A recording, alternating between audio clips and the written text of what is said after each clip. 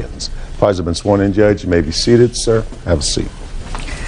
Mr. Akins, according to your complaint, you and the defendant lived together for about 1.5 years. I'm sorry, Your Honor. We lived together like for 6 months. You were together for 1.5 years. Yes, Your Honor. Of that 1.5 year relationship, 6 months was spent living together. Yes, Your Honor. And then things didn't work out. You broke up, and you said that you had an agreement with the defendant that she had owed you some money and you would owed her some money, and you decided to leave some of your things there and to forgive certain other things that she had damaged of yours, and she would forgive all the bills that you owed her. You just go your separate ways. Yes, Your Honor. But what Ms. Jenkins did was she took you to small claims court. That's correct. For the bills that you owed her, and you claim she did that in violation of your agreement. Yes, Your Honor. So now you want her to pay for the things that you claim she owes you for. Yes, Your Honor. Is that right? And I've read your answer, Ms. Jenkins, and I know I'm paraphrasing. This is not really what you said, but it's pretty much what you said. You said, grow up. Pretty much. Right.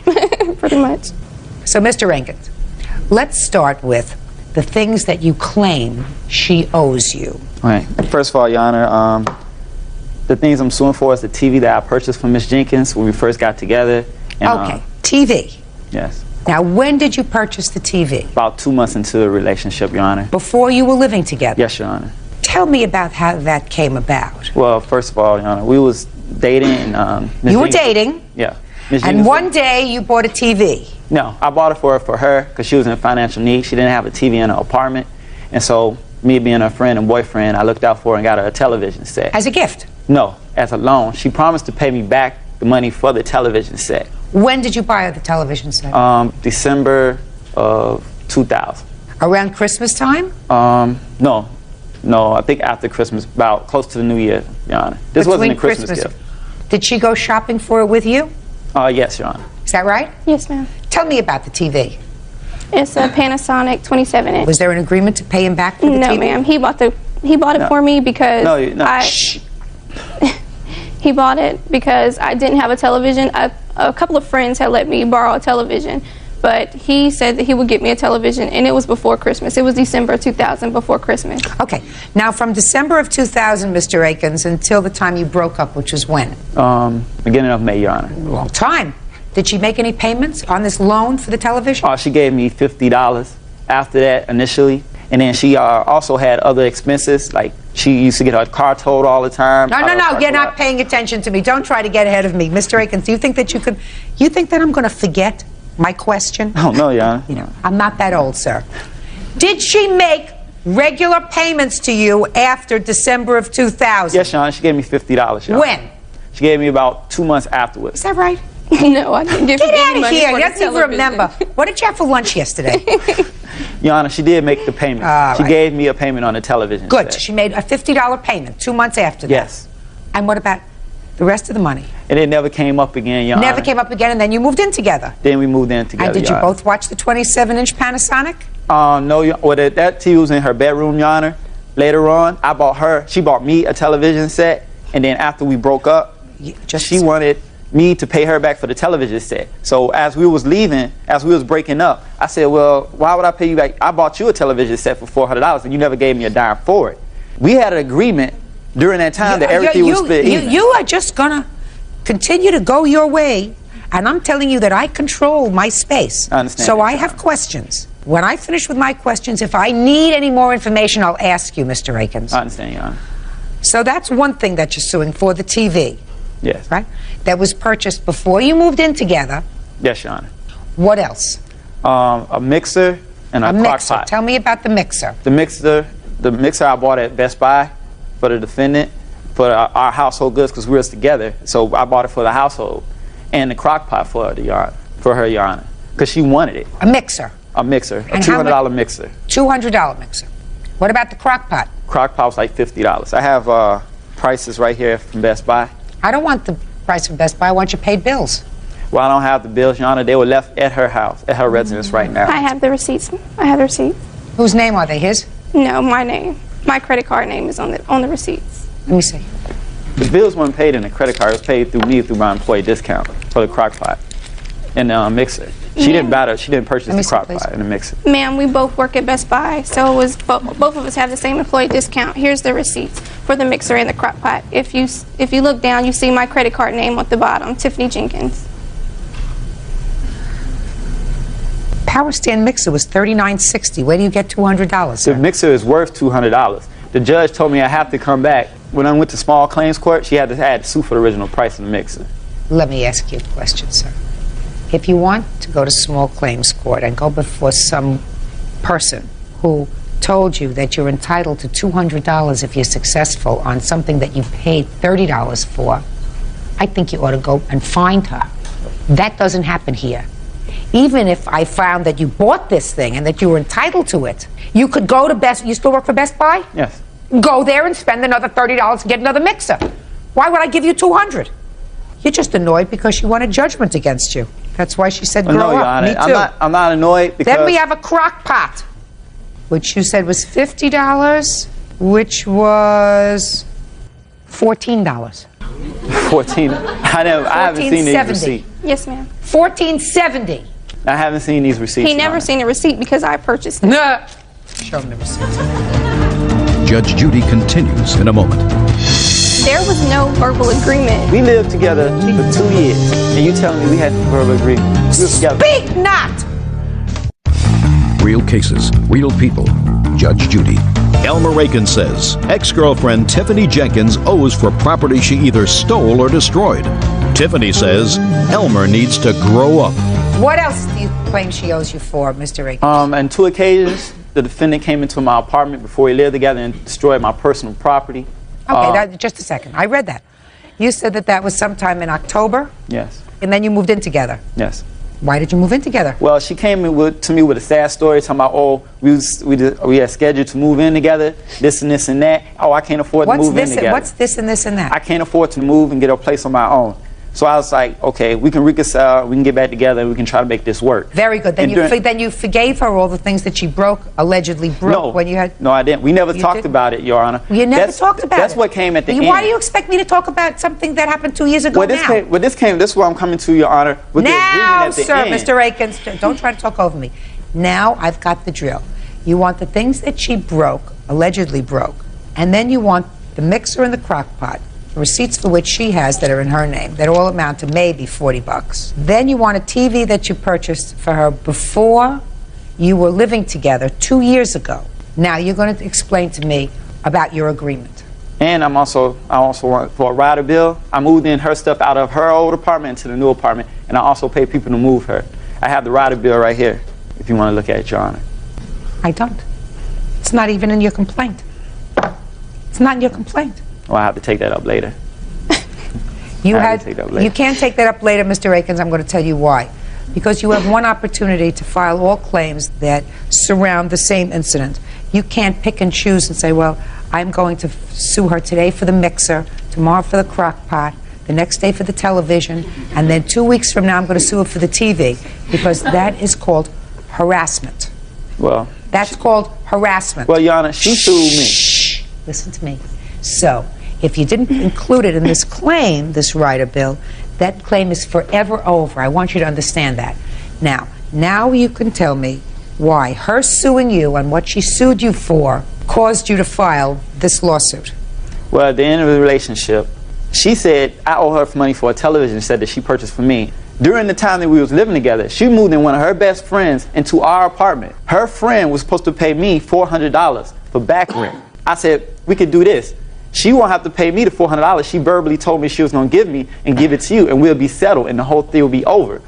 After that agreement, she got with me, and I say, okay, I'll pay her back for the television set that she purchased for me just to get her out of my life.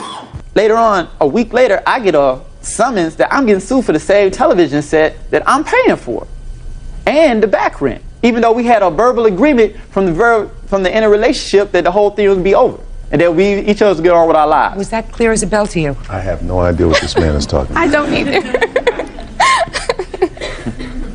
It's all complicated, Your Honor.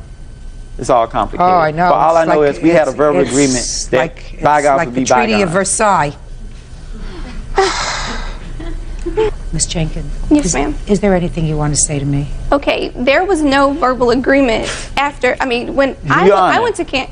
Yeah, we lived together for 2 years, and you telling me we had no verbal agreement. Well, we lived together for 6 months. We lived together. Speak not!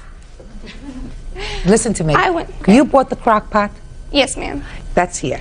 You bought the mixer? Yes, ma'am. That's here. I'm not interested in The things that you television. may have broken before you moved in together.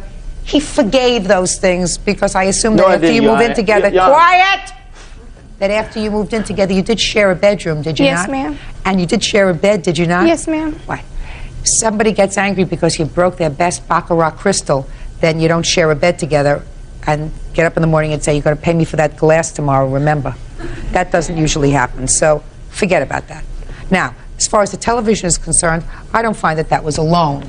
No, ma'am, it wasn't. But I'm just curious. He says there was another television set purchased. Who purchased it? He purchased the television with my credit card. I came from out of town, and he had a sale auction at his store, and he went and bought the television for me. The television was, I was on. You're talking about 2 years ago? No, ma'am. The new television. Okay. He bought it with my credit card. I sent him to the store with my credit card to get it because I had drove 7 hours that day.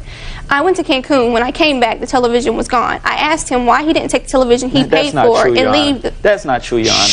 That's not true. Shh. Just a second. When I came back from Cancun, he was gone. Oh, All just a moved second. out. So he took the TV. Yes, ma'am. He took the TV that was purchased on your credit Yes, card ma'am. that you are still paying for. Yes, ma'am. Ah, I gotcha. Yes, ma'am. Mr. Jenkins, I have a relatively good short-term memory. When we started this case, I said that Ms. Jenkins, in her answer, seems to be saying, why doesn't he just grow up and get on with his life? Well, Your Honor, I think that's a very good idea. Well, Your the case Honor, is dismissed. Grow up, Thank get you. on with it. These are excused. You may step out. Don't sit there and drag somebody to court just because you have a grudge. I looked out for her, but she screwed me in the end. Just trying to be evil, that's all. And now the next case.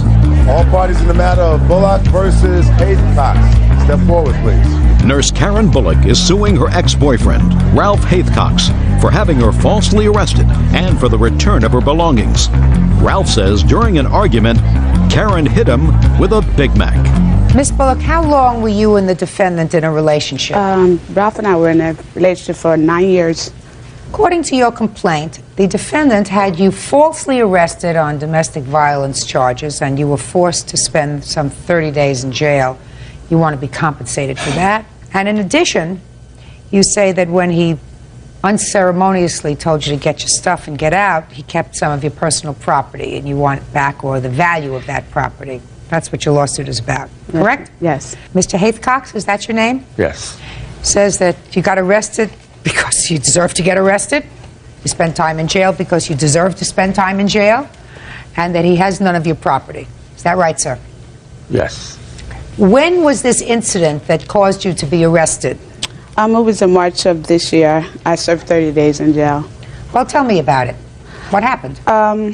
Ralph and, like I said, Ralph and I have been together for 9 years. I walked in and caught him in the bed with another woman. Look at me, please. Don't The look cops down. was called and I was arrested. I was told it was a violation of a restraining order. And I appeared in front of the judge. And Just a second. When you came home, something must have happened if the police were called. Actually, nothing. I told him I said that I told him, I said, oh, I done caught you in a lie. You told me it was over between him and his woman. Actually, him and I had problems. Just a second. He called the police. You want to tell me, sir, what happened when she caught you? I was home alone. There was no one there with me, and she came in with an attitude about That's something. Not true. And That's not true. we started having a debate, and the next thing I know, she had a Big Mac, and she took and slammed it in my face. A Big Mac Hamburger. sandwich? Yes. That's not true. Okay. And instead of going off and hitting her, I called the police, and she left and went to one of my neighbor's house to try to hide, but they put a warrant out for her, and about a week later they came to the house and picked her up. Has there been incidents of violence between the two of you before? Yes. Tell me when. Oh, the relationship was just full of violence and nonsense. We'd broken up maybe a half a dozen times before, and it's just time to stay away from each other. That's what I want her to do. Okay.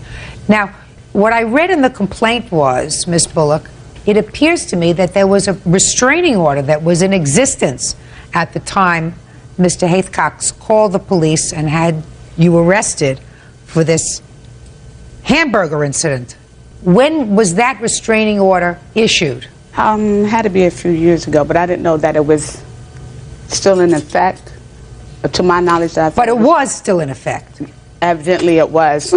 So he had a protective order. Right. So you served 30 days for violating that protective order. So that's what I found out it was. Now, did you plead guilty to violating the protective order? Yes, I did. Yes. Do you have any of the criminal court papers, please? Yes, I do. I'd like to take a look at them. I think you understand.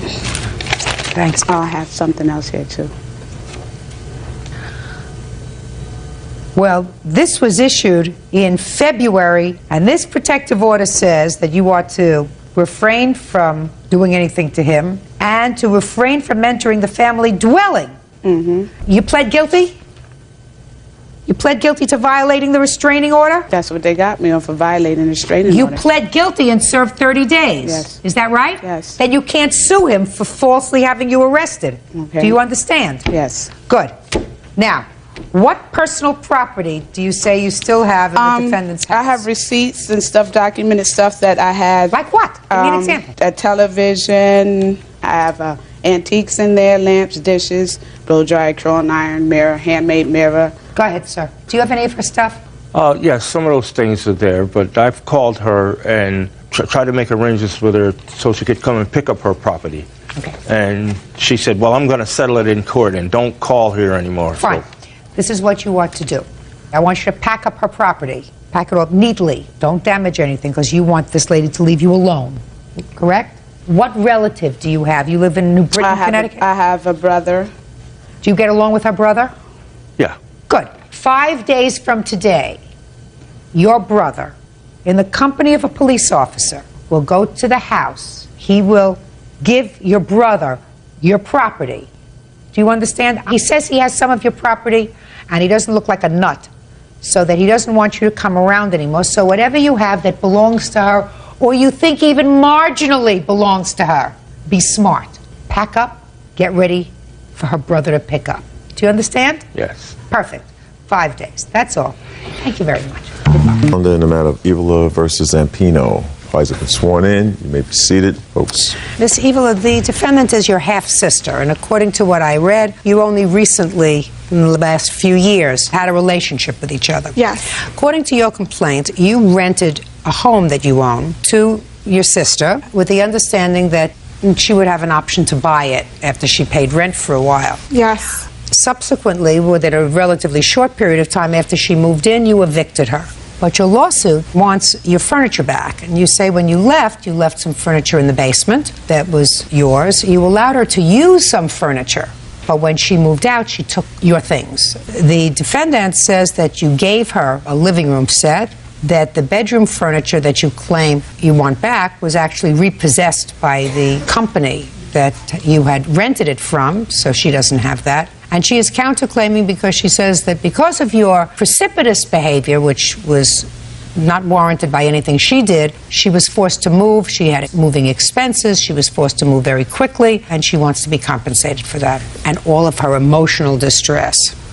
When did you lease her your house? It was in July. And when did you evict her? I gave her notice September 10th. Had she paid rent in August? Yes. Had she paid rent in September? No. Why did you evict her? There was drug usage going on, and I only agreed to 4 people living in the house. How did you know there was drug use going on in the house? August 24th, my uncle had came there, and they smoked it right in front of him. Smoked what? Pot. Who did? Melanie and a guy named by the name of Brandon. You agreed, you said, for 4 people to live in the house? Yes. Who were the 4 people? Her, Christina New Church, which is right over there, and their... Is this a friend? It's my roommate. We've lived together for 9 years. Okay. And they have each 1 child. How many people were living there? Between 7 and 8. Who else was living there? I got 2 people that were not even residing there, a piece of mail of theirs. Can I see? Mm-hmm.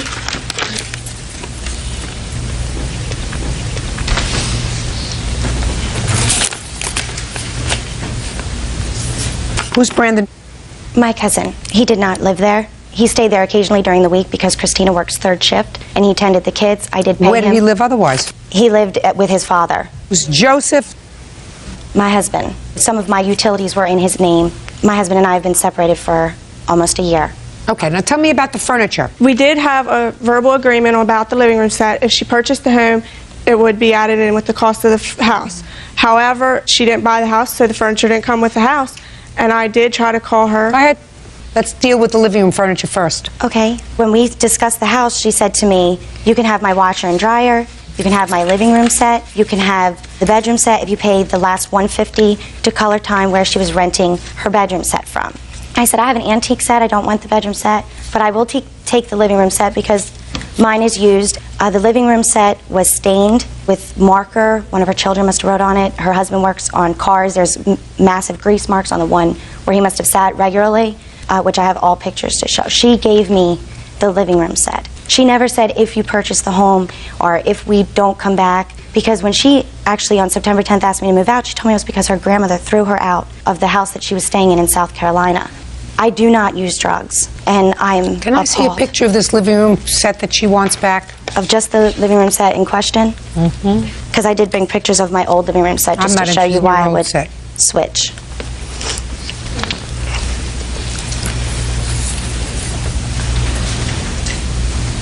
You're talking about the sofas and end tables as well? And the coffee table. And I did attempt to take pictures of the markings. Well, when I left, there might have been a little bit of like grease stains, but there was no marker on my living room set. It was only... When did you purchase it? February of 2 years ago. You have a receipt for it? Mm-hmm. Can I see it, please? And who lived in the house with you? My husband and my 2 children.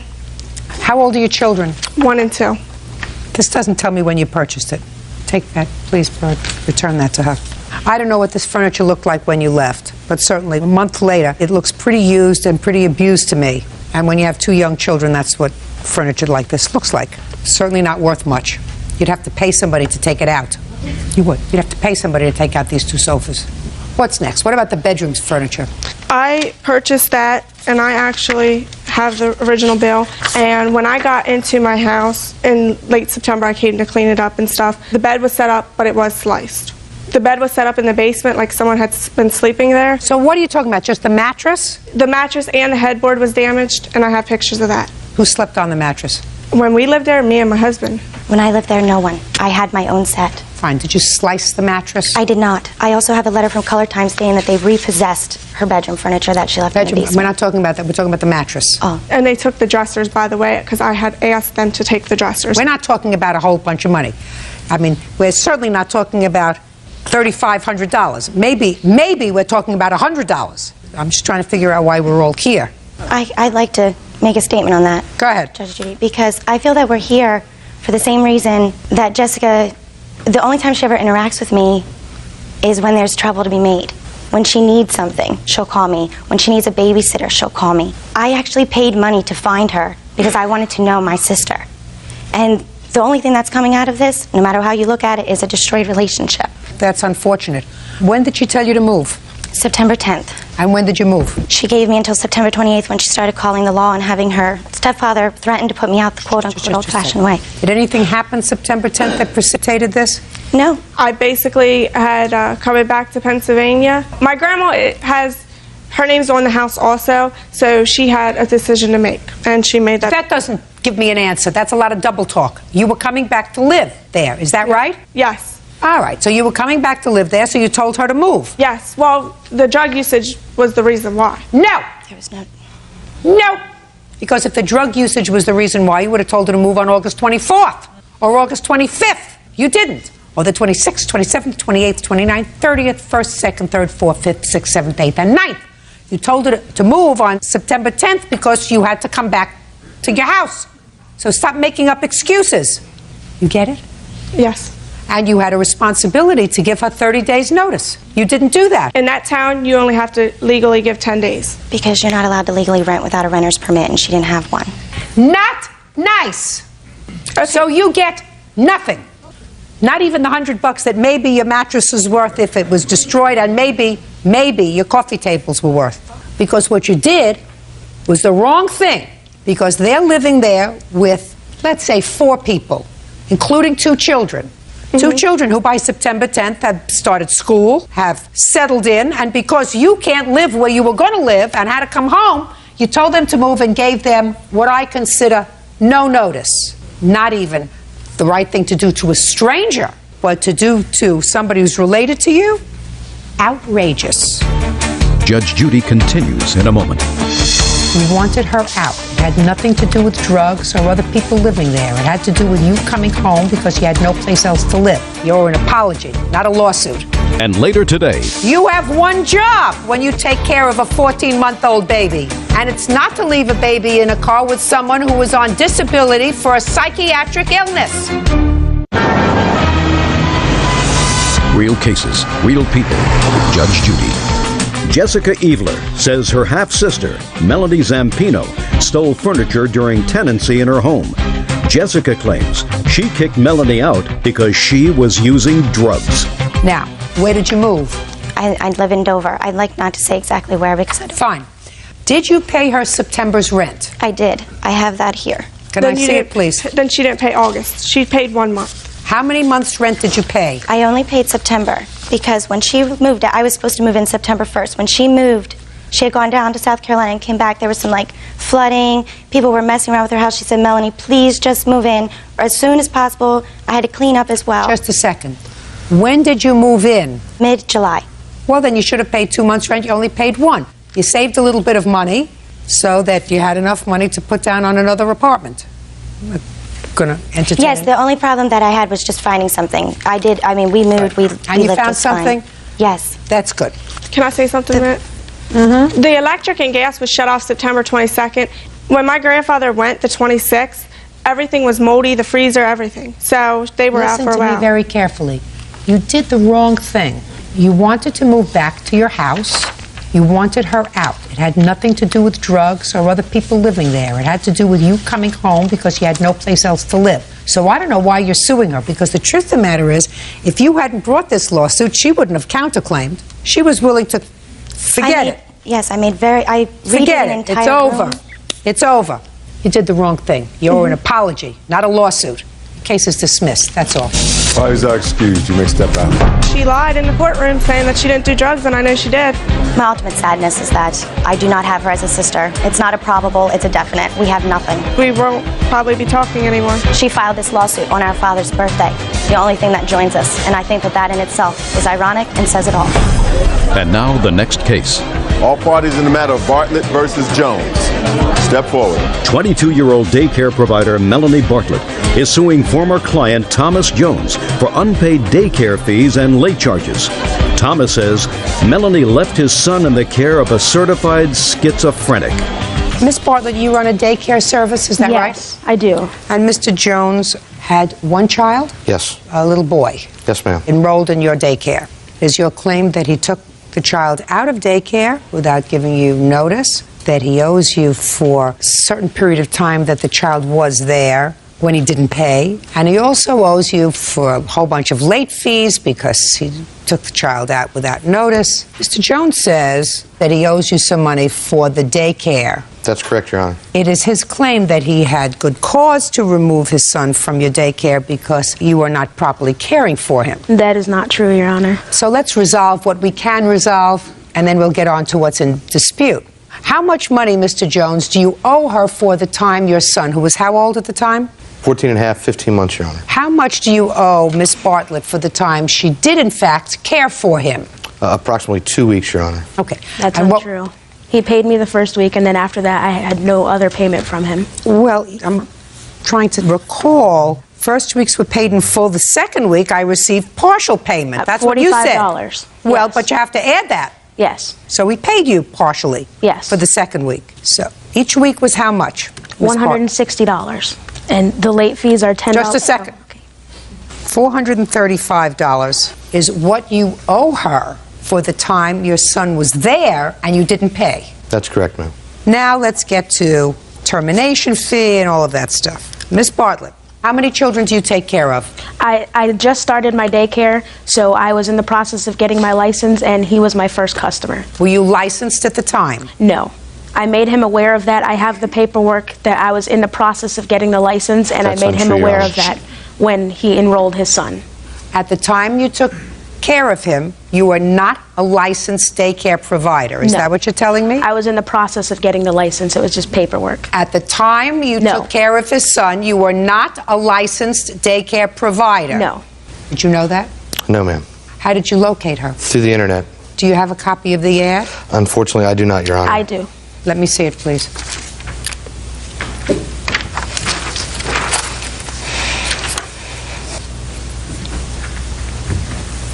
Oh, well, this is deceptive, Miss Bartlett. Melanie Bartlett, that's you. License number upon request. The only choice was to put in a license number or to say upon request. And I was No, the choice is I don't have one. That's your choice. When I say it's deceptive, it says upon request. Upon request means I have one and I'll give it to you if you ask me for it. So that's deceptive. Judge Judy continues in a moment. Did you leave this child in a car? Yes. Did they give you a license? Yes. That's a big mistake. Real cases, real people. Judge Judy. Daycare provider Melanie Bartlett says former client Thomas Jones owes for unpaid fees. Thomas claims Melanie left his young son in the care of a certified schizophrenic. Now let me see the contract that he signed. In the contract, do you say that you are not licensed? I didn't mention anything about being licensed or not licensed in the contract, no. Well, then that's deceptive, Miss Bartlett. That's one thing.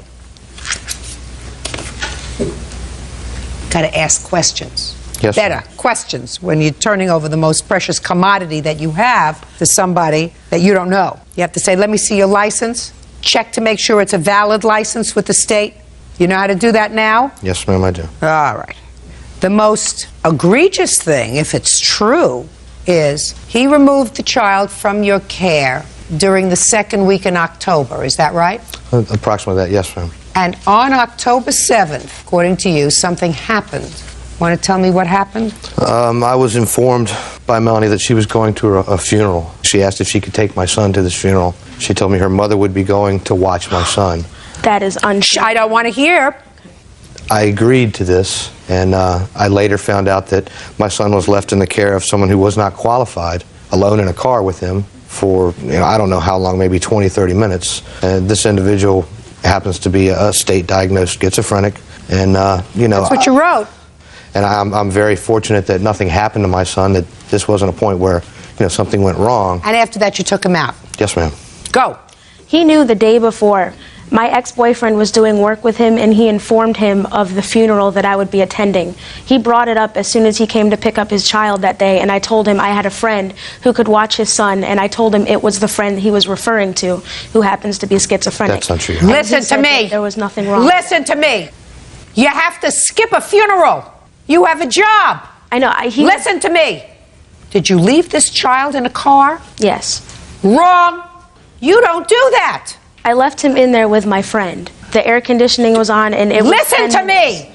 That's not your job. You have one job when you take care of a 14-month-old baby. He and it's didn't not say to go. anything that I'm he didn't want speaking him to to you, go.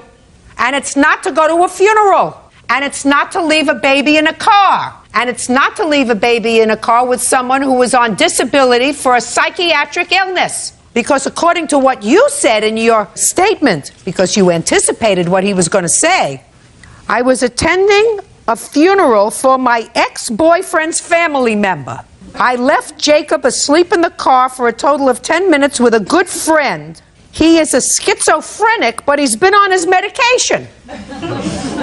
Did they give you a license? Yes. That's a big mistake. I would trust him with my own 9-month-old daughter. and That's he's watched your her on several prerogative. occasions. Listen to me. That is your prerogative. You can trust him with your 9-month-old if you wish. You cannot trust him with somebody else's 9-year-old. Do I make myself clear? Yes. So you don't get termination fees or late fees or any other fees. He knew the day before that... Listen, I don't care what he knew. There is no way that you're going to tell me that you told him that you were going to leave his son in a car with a diagnosed schizophrenic but who's taking his medication. I don't believe that you told him all of that. My mother was there when I told him that. I wouldn't believe you if you told me or your mother told me that. Judge Judy continues in a moment. What I am going to give you is the money that he owes you for the time that he used your services. It's written in the contract about the late fees. He gave me no notice. I had no I wouldn't indication. give you a second notice. I had no idea he was not going to bring his son back to me. Listen to me. I don't care whether you knew or not. You're not getting it. Maybe your mother can explain it to you. Maybe the state where you live will listen.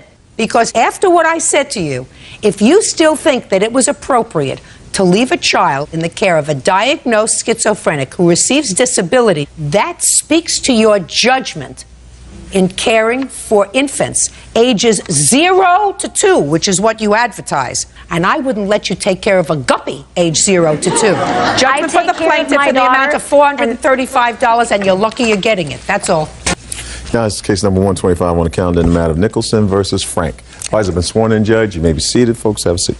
Ms. Nicholson, this young man is your nephew, and it is your claim that during some sort of a family dispute, your nephew purposely broke your television, which was a combination television VCR. And Mr. Frank says that it did break during the course of this altercation, an altercation that was started by you involving his mother when you made a scene in the house. It was an unfortunate accident, but it was brought about because of your behavior.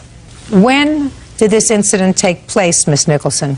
Approximately December 13th, 2004. I gather from your complaint that you had been temporarily staying with your sister? Yes, I have been staying with my sister. Why? Basically, I did not want to live by myself when my youngest son graduated from high school. So your sister took you in? Yes. That was very nice of her. Mm-hmm. So what happened on December 13th? I came home from Savon's. I had took the bus to Savon, took a taxi home. When I came home on the taxi, I had one key to one of the locks on the door, but there were 2 locks on the door, and someone's always locking one of the locks. So the one key I had was no good. So I had to knock on the door and let somebody. You got ahead of yourself. You took a taxi home, but you had no money. I took a taxi home, but I didn't have enough money to pay the taxi. So if you took a taxi home, you didn't have enough money. You didn't have money. Yeah, so I needed to get in the house. Why didn't you take the bus home? It was getting late, and I was doing homework. And so I didn't want to take the bus. I had got orange juice and cranberry juice and notebook paper. I needed notebook paper because I ran out of notebook paper doing my homework. I go to DeVry University. So I was getting a taxi because I have a bad back and I didn't want to be carrying all this stuff. It's a long walk from the bus stop to her house. So I got a taxi, didn't have enough change. I need to go in the house, go in my little locked cabinet. How much money did you need? About $3.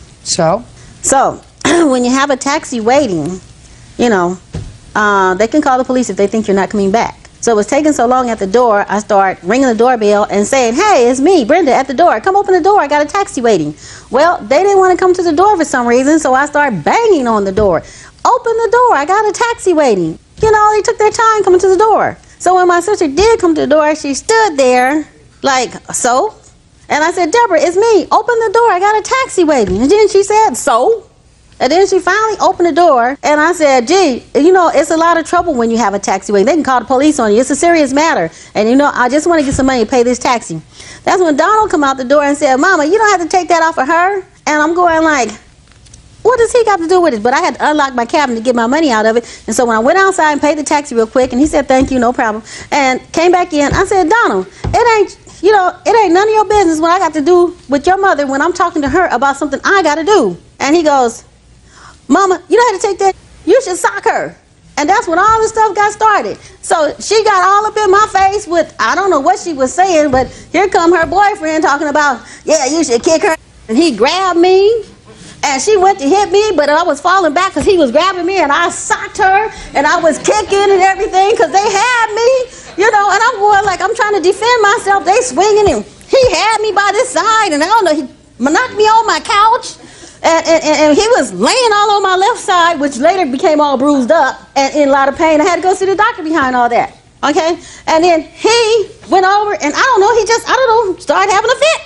He went over there and just took my TV up and went to the middle of the floor, and I'm up here watching my TV get bashed into the floor. Kabam! Then it's not a combined set. He went and got the VCR next. And he went and he bammed it into the floor. And I'm going like, what is he doing? At the same time, I'm down here, she up there, and then he went that way. Enough. I heard enough. And I got pictures. Say something, Donald. I'll take the pictures if you be quiet.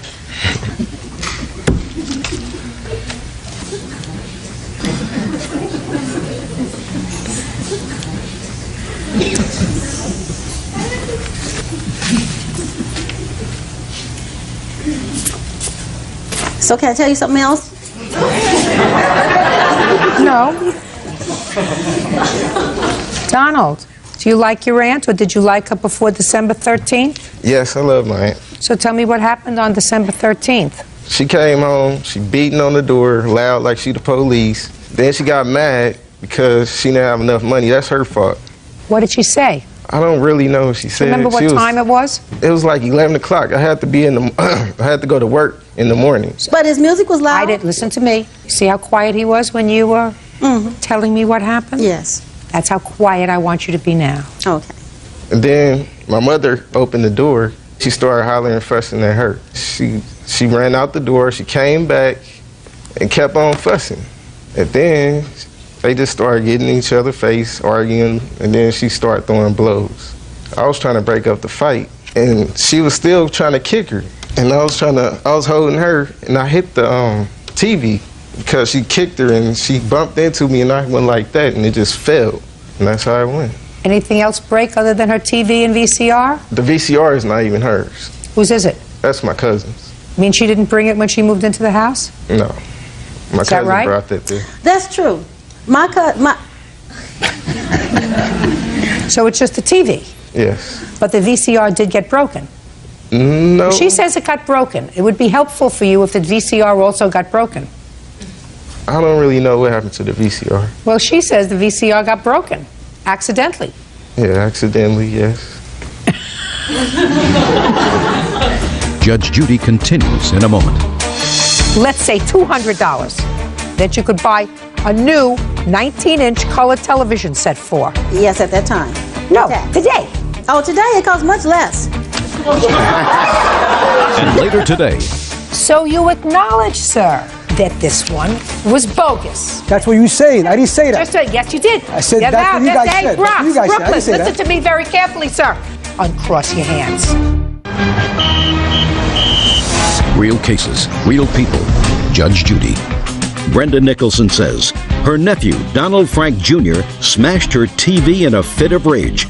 Donald says Brenda had just assaulted his mom. When did your aunt move out of the house? Like a week after. Put your hand down. She stayed in the house for another week? Yes. Was everybody Because talking? she had to build up some money before she could get her own place. Was everybody talking after that? Did everybody calm down? Yeah, we started talking, but still. When for the first time did she want money for the television? 2 months after, because she be needing money, and she just trying to use that to get money out of me. Or what did you tell her? I told her that I will get her another TV. Did you do that? No, because I had got laid off. Here we go. Put your hand down. The finger down and the hand.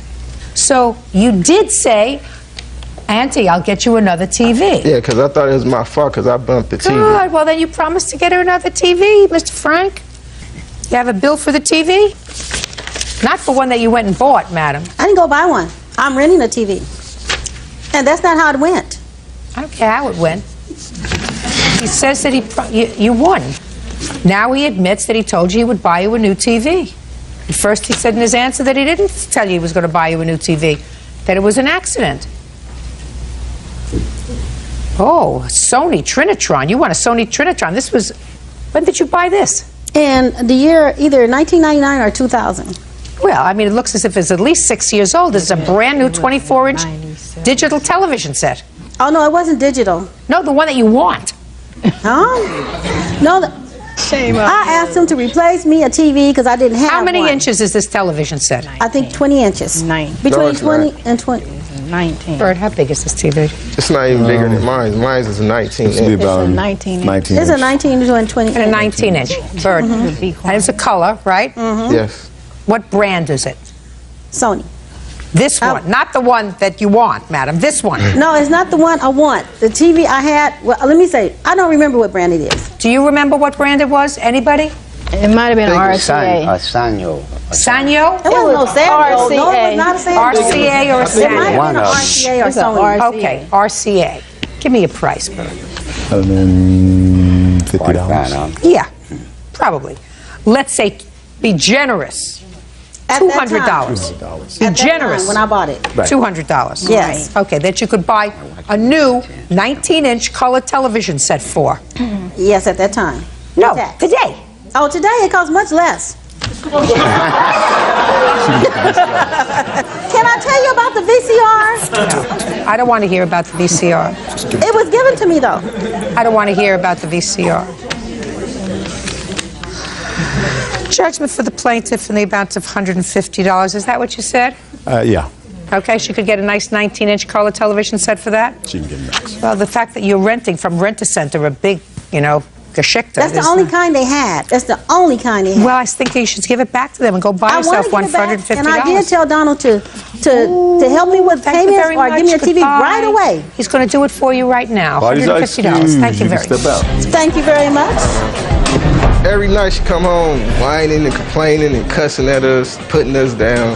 And she got degrees and all this and we don't. I go to school, so I want everybody to go to school. Loud talking and screaming at people and stuff. I don't try to put anybody down. I have a loud voice, natural. She was wrestling around like we on Jerry Springer or something. I'm Steve trying to break up the fight. Oh, it's gonna be bright. I can help them again and put all this behind us. And now the next case. All parties in the matter of Lindstrom versus Awad. Step forward, please. Aspatia Lindstrom is suing 27-year-old Khalid Awad for selling her a bogus Miss Pac-Man machine. Khalid says she got what she paid for. Miss Lindstrom, it is your claim that the defendant sold you something that he misrepresented on eBay? Yes, ma'am. You want your money back? Yes, ma'am. Mr. Awad says that he made no representations with regard to this product.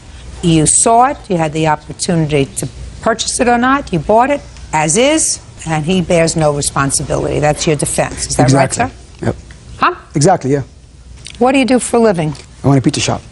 You run it, you own it. Own it. Where? Bronx, New York.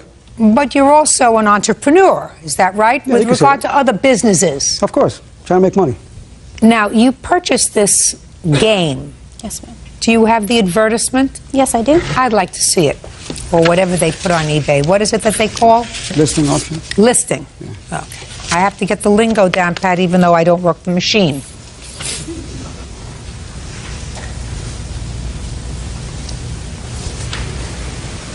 So this is your listing for what you call a Ms. Pac-Man full-size arcade midway. Yep. Good condition. Yeah, it was. And I see the picture of it. Okay. Are you jazzed up for any particular reason? Did you have too much sweets for lunch? Coffee. What? He's jazzed up. He's from the Bronx. I know. Where did you get this item from? Well, I met a guy in upstate New York. He had a barn full of like arcades. So we Where made a did you deal meet him? On eBay, actually. He was selling arcades, and I bought like 3 for the pizza shop. And I went to pick him up, and he had like a whole barn full of them. I was like, all right. Could you do me a favor, Mr. Awad? Yeah. I like it when you look in my eyes when you testify. Okay. Instead of your shoes. It makes me Gotcha. feel more comfortable. All right, so I bought 30 arcades from this guy, right? And, When you went up to pick up your yeah, I made a deal on 3, yeah, exactly. could you let me finish? You know, it's like you're cutting me off. I'm going to start My to have apologies, go ahead. I'm going to start to have a speech impediment in a second if you don't let me finish. I finish my sentence, then I take a breath. You know that I stop talking when I take a breath. I understand, go ahead. So you went up to pick up your 3, and you decided to buy all of the arcades that he had? I didn't say all, I said 30. 30? Yes. Did you examine all 30? No. You mean you bought them sight unseen? Yeah, got a good deal. When did you purchase them from this gentleman? 2.5 years ago. I'm not sure when. I'm going to ask you some serious questions, Mr. Awad, so you have to be ready. First, take your hand out of your pocket. It'll help you think better. 2.5 years ago was when you purchased these 30 machines? Yeah, about. Was it wintertime or summertime? It was winter. And you drove up to? What was the town again? I forgot what she was. I won't know. I didn't go with you. Did he go with you? Well, yeah, I think he did, yeah. I think it was Just a second. Stand up when you speak. Tell me your name. Lawyer Juan, I think it was Peekskill. Peekskill, not Peekskill. Good. Peekskill is good. You're his brother? Cousin. Cousin. You have the same problem with your hand. You can sit down now. What's the matter? I was born this way. I was born this way. You just know it's a New York case. So you went up to Peekskill about 2.5 years ago, and you bought these 30 arcade games, sight unseen. Exactly. And how much did you pay for the 30 machines? About $800. And you paid him in cash? Of course. And what was his name? Jesse something. Jesse? Yeah. From Peekskill? Yeah. Why is that funny? No, it's not funny. I'm funny. Now, where did you store these 30 machines, Mr. Awad? I had a second floor, so I just put them up there. And how many have you sold over the last 2.5 years? About all 30. When you sold Miss Lindstrom hers, was that in the beginning of the sale of the 30 or towards the end? The fifth to the last, about fifth. Do you have any left? No. So after you've sold hers, you sold 4 more? Yep. You sure about that? I would say about, 4 more, yeah.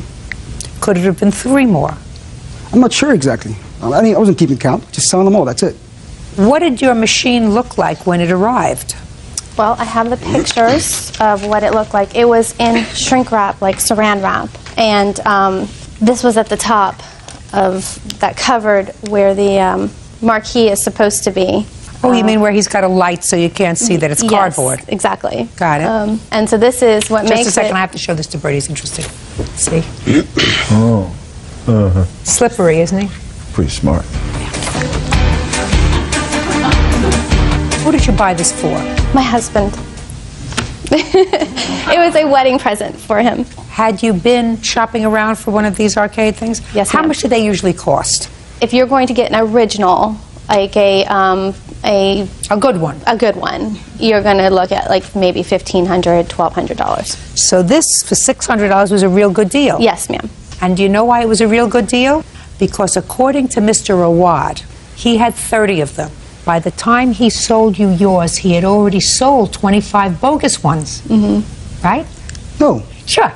Because if you had only 4 or 5 left, you had already sold 25. There were enough idiots on there who said, listen, Awad is selling another one of his bogus machines. Let's, we're going to not pass over this. Okay, one maybe. So did I know it was bogus? Ooh, good. Actually, now we're talking, Mr. Awad. Now we're talking, so that you uncross your hands. So you acknowledge, sir, that this one was bogus. That's what you said. That's what you just say. said I didn't say that. Yes, you did. I said that's what you guys said. Hey, Bronx, You guys said. I Brooklyn, didn't say listen that. to me very carefully, sir. You just said to me, so just one was bogus. That's what you said. No, you said it. I didn't you said say it first. I'm just repeating what you said. All right, good. You want your money back? Yes, ma'am. This is a real smart guy. Judging for the plaintiff in the amount of $605. That's all. Step out. Parties are excused. You may step out. Matter of Sperry versus Shively. Parties have been sworn in. You may be seated. Sir, have a seat. Miss Sperry, the defendant is your former husband's current girlfriend. That's correct. This is the former husband. That's also correct. How long were you married? 10 years. You have 3 children. Correct. And am I correct that your husband has primary physical custody of the children? That is correct. As of when? Actually, from the time we separated, because of the fact I left the marriage. 4 years. And you see the children how often? Every Monday and Tuesday after school, every other weekend. How far do you live from your former husband? 54 miles. And who do you live with? I live with my husband. And you've been married for how long? 9 months now. Your claim is that Miss Shively had you falsely arrested for stalking. That is correct, yes. And you want to be compensated. And Miss Shively says that she feared for her safety because of your behavior, and she had every right to have you arrested. So I'm coming to you, Miss Shively. Tell me what caused you to file the complaint, and I would like to read the complaint and see the police report that was generated by you. There's some other documents.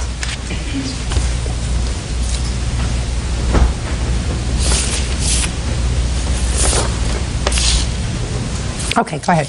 Okay. On May 19th, Miss Sperry, that was the first contact I had with her, and it wasn't really contact. I noticed her following us. We were picking up some leaves. A neighbor had cut his trees down so we could see to drive around the corner.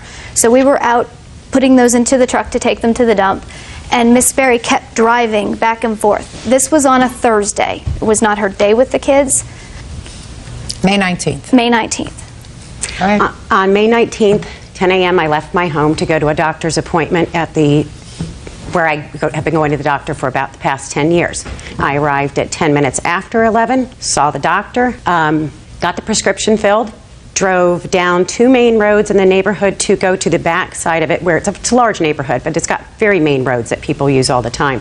To go to the back side, to go to the Wendy's drive-thru, get a grilled chicken sandwich, and go to work. At that time, I was in sales, and I worked in the immediate area. Did you drive by their home on May 19th? No. Yes, you did. When I got to the back of the neighborhood at a traffic light, I noticed a burgundy van in front of me. It's windowless. And I looked, and he's got plates that say on them. I thought, oh, crap, I'm right behind Jeff. I couldn't see in that van. There is not a single window on it. Just a second. So what you're saying is you live about an hour away, and on May 19th you were in the vicinity of their home. Okay, next. But she had driven by 6 times before she was behind us in the burgundy van. I got it. Go Okay. ahead. Keep going. What's Okay. next? There were several other incidences. There was a June 7th incident. I had been taking her daughter Allison, who's 11, to my tanning salon, not to tan, but she has some scars on her legs, and there's a spray type of tan you can use, and it covered them a little, so she was a little more confident.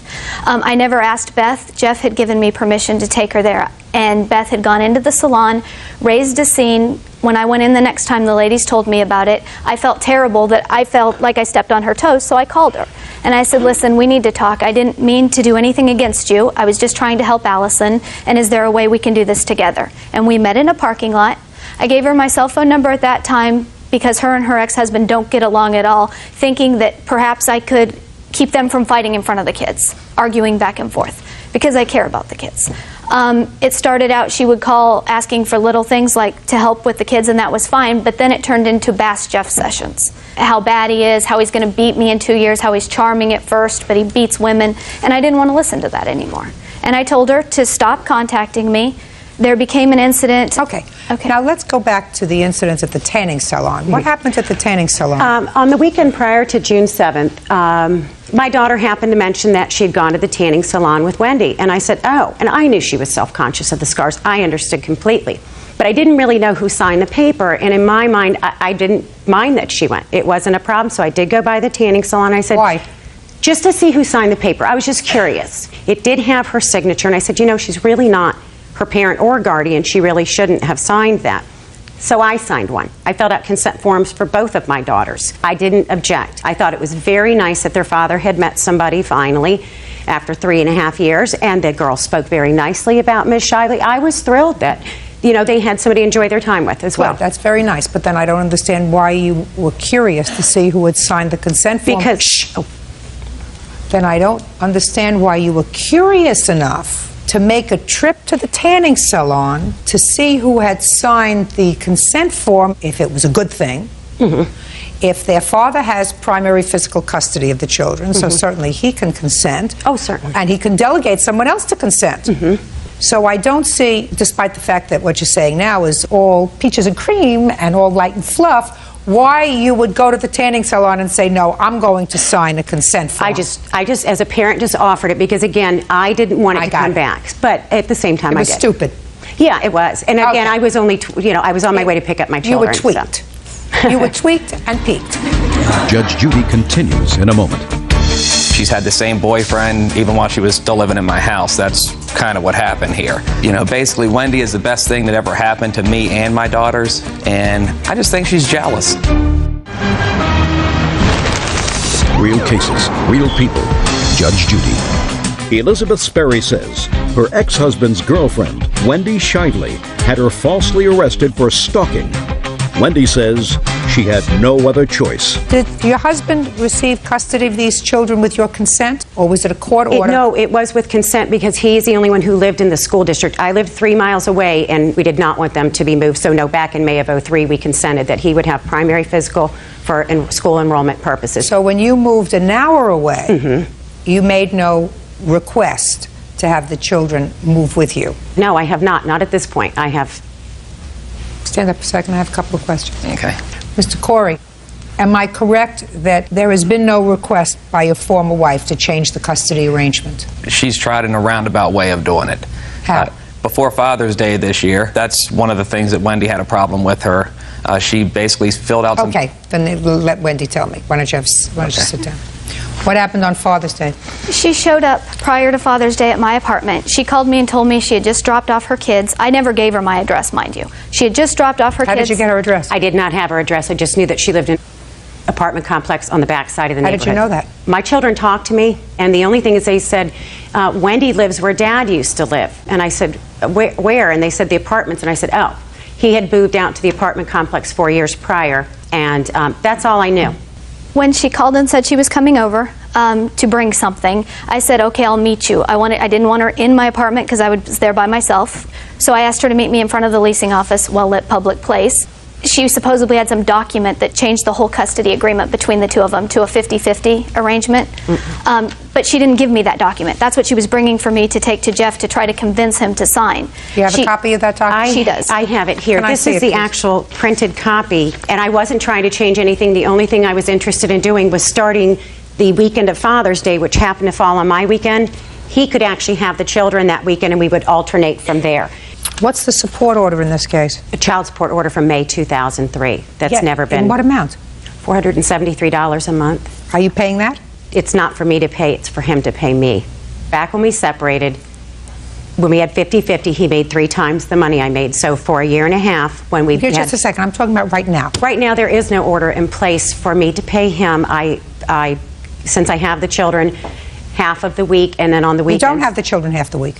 You don't have the children half the week. I carry their health insurance, and again, he makes 3 times the money I make. So I don't care. There has not been a change with regard to that. Well, there should be, sir. I know there should. Okay. Well, what is the September 2000, October 2004 order with regard to visitation? I have those. Well, I want to see it because that's what the court's affirming. Yeah, we basically went to court 5 times. I want to see the last order. Do you have it, sir? No, I don't, but I think I could shed some light on this for you. Please, stand up, because that's what I want to see. This last order here merely says that the order of October 22nd is modified to provide for overnight visitation, alternate weekends, Friday to Sunday. What you gave to her contains 7 things, including holidays, major parts of the summer, etc. Now, you want to shed light? I'm more than happy to hear you. This is what happened. We basically had 50-50 custody with our kids. In our original paperwork, I put that if she moved more than 30 miles away from where we both lived, which I knew she was going to be moving out to the Fredericksburg Culpeper area. She's had the same boyfriend even while she was still living in my house. That's kind of what happened here. She moved out there without telling me a word. When I found out, I went back to court. They basically said, the girls can't live out there with you. I ended up getting custody of my kids full time. And basically what she has now is she'll pick them up from me, drive them around in circles till she brings them back at 7 o'clock at night. It's a total fiasco. My kids are getting dropped off who knows where, and she doesn't even spend the time she has with them. That's a serious problem. They are 12, 11, and 7. My daughters are preteen, and they think they're going on 20. It's a problem. Their problem with me is I have rules. When they're with their mother, nobody's around to see if they're weighing the rules or not. You know, basically, Wendy is the best thing that ever happened to me and my daughters, and I just think she's jealous. All I want is to be left alone. I never wanted child support from her. Okay, and well, you can't be left alone, sir, because you picked this lady to be the mother of your children. I understand and she's that. going to be the mother of your children forever. But should I be penalized for being stupid at 24? Well, For the rest of my life? Listen, should your children be penalized? Absolutely not. That's what I'm saying to you, sir. They have a mother. And for better or worse, they have 2 parents. It's not a good thing for them not to feel loved and supported by both parents. Now, children, in situations like this where you live far away from each other and have to live with one parent or another. They're living with you. That's they're happy great. doing it. That's great. And I can understand her perspective of she would like to have her children with her. She made her choices 4 years ago, and unfortunately, now she would like to have her choice and the children too. That's not going to happen. Do you understand that? Oh, I understand. Good. You can't have your choice, your heart, and your children. You left. That's it. That doesn't mean that she's going to leave you alone. She's not going to leave you alone, because that's what happens. She's not smart enough to leave you alone. She's not smart enough to say, this is it, this is the story, and she will continue to fight you for your children. Children will get older. You'll make a rule for your 15-year-old. You won't like a boyfriend. She'll say, I'm going to mommy. Get over it. It's going to happen. That's what happens when people get divorced. Now you can sit down. Now, tell me the rest of the stalking, madam, so that I can make a judgment with regard to this case. Okay. And move on. The following at the tanning salon, the following me in the car, there were, all the instances are listed there. I don't remember them all now. Factored in with, I was afraid all the time because she didn't represent herself as a stable, sane person to me. And I don't mean to be mean, but that's what it was. So I was Give me an afraid. example. Trying to sneak over that custody agreement. She showed up with the custody agreement and then wouldn't even give it to me. She asked for my email, saying it wasn't dark enough for me to read. Could she email it? She was trying to gather more information. I handed her over my email address, though, thinking, great, it'll stop the phone calls, and she won't be bashing her husband. She'll be sending me email. But I'm afraid of her. The final straw was Father's Day when I picked her children up Father's Day evening at McDonald's. Was afraid they would get into it because it was a bad day for everybody. Picked him up. She came storming over to my car, yelling, give me Taylor's cell phone. His daughter had a cell phone, which her father took away because she was using it to deceive and lie to him. He gave Beth plenty of warning that he would take it away if he ever saw it again. She told her to sneak it in the house in her backpack and keep it on vibrate so her dad didn't know. So she was storming over at me, got right in my face. I rolled up my window and drove away, but I was very afraid of her at that time, and that's what precipitated the police report. Anything else you want to tell me? I would like to tell my side of the story because this is just totally made up. I did meet Ms. Shively for the first time on June 7th. She did call, asked if we could talk, indicated she didn't want to have any problems. I agreed. Talked for about 20 minutes, offered me her cell phone number. It was very nice. So I left and got the girls, and my daughter saw her at the pool standing at the fence with her son, so they walked over to say hi. I took a glass of water to want a cup, and Mr. Corey pulled up and said, make a new friend. I'd pass on that, and I left with my middle daughter. 5 minutes later, he called me and left me a very nasty email saying she sees right through you, that sort of scenario. Just basically saying, while I have my children with me, I'm stalking her. Your children aren't with you when you have them. On 5:30, I picked up the girls on 5:29. Tell me about the incident with the cell phone. With regard to the cell phone, I had given my daughter a cell phone back in October. I showed up to get her, and that evening I got a very nasty email from him telling me that he doesn't want me to come by anymore to get the girls to meet him at McDonald's. That's fine. At 6 p.m., I showed up at McDonald's. Ms. Shively was there to get the children.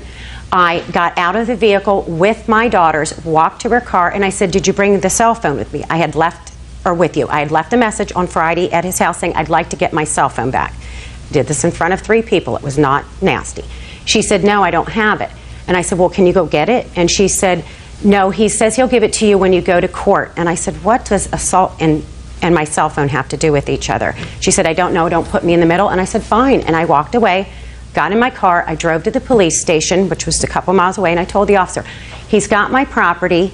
I've been going through this kind of abuse for 4 years. I want my cell phone back. Where were your girls when you went to the police station?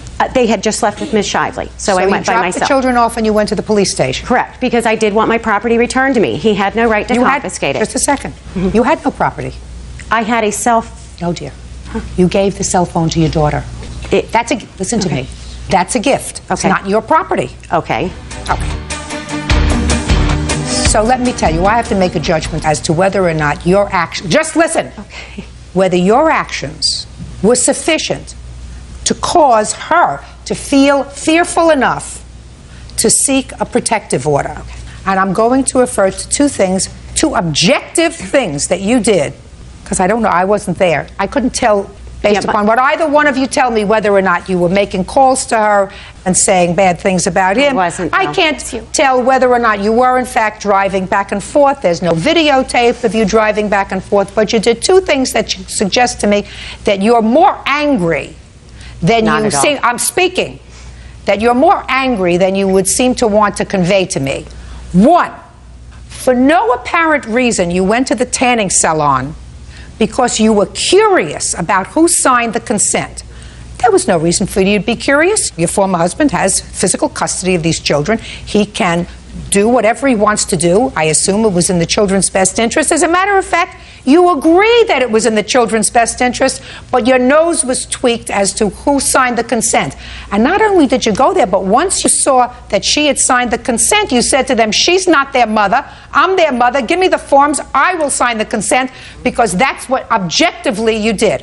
The second thing you objectively did was, after you dropped the children off in June, with regard to this cell phone, instead of just saying, listen, I'm not going to get myself exercised over this cell phone, I'm going to the police. The police over a cell phone? And you knew why he had taken the cell phone away from her. He took the cell phone away from her because she wasn't doing the right thing. Miss Shively probably had good cause to file a complaint against you. In any event, your complaint for false arrest is dismissed. Case is dismissed. That's all. Parties are excused. Parties have been sworn in, Judge. You may be seated. Ma'am, have a seat, please. Mr. Grace, you rented a room from the defendant. The tenancy lasted 1 day. You want your money back, and in addition to your money back, you want some punitive damages you claim for invasion of your privacy. Mr. Rossi said you left of your own volition, you broke the terms of your tenancy, and you don't get any money back. Correct? That is correct. Okay. What kind of place did you rent to her, Mr. Rossi? Room inside of a privately owned home. You're the owner? Yes. So you rented her a room in your house with kitchen privileges, I assume? Correct. How much did you charge her in rent? $325. And what other money did she give you? First month's additional for utility expenses. How much did she give you in total? $575. Had you advertised for this room? Yes. Where? Buffalo News. Are you legally able to rent in your home? Correct. You are legally able to do that? Sure. She signed the lease? No. How come? There was no written contract. Why not? Didn't feel the need to. If you have a tenancy, then you have a contract. It says what your rent is, what security deposit, what it's for, that it'll be returned, what you're going to do with the security deposit, put it in an interest-bearing account. I mean, you want to do all these... There was no mention of any security deposit, Your Honor. Well, what was the other $250 for, sir? Money that she chipped in for the utility expenses the first month. $250 for your utilities? Correct. What utilities cost you $250? There was no mention of any additional security deposit. Mr. Rossi, had you ever rented a room before? No. Never? No. Okay. Who advised you legally? No one. That's what I figured. Okay. Now, Mr. Grace, what date did you move in?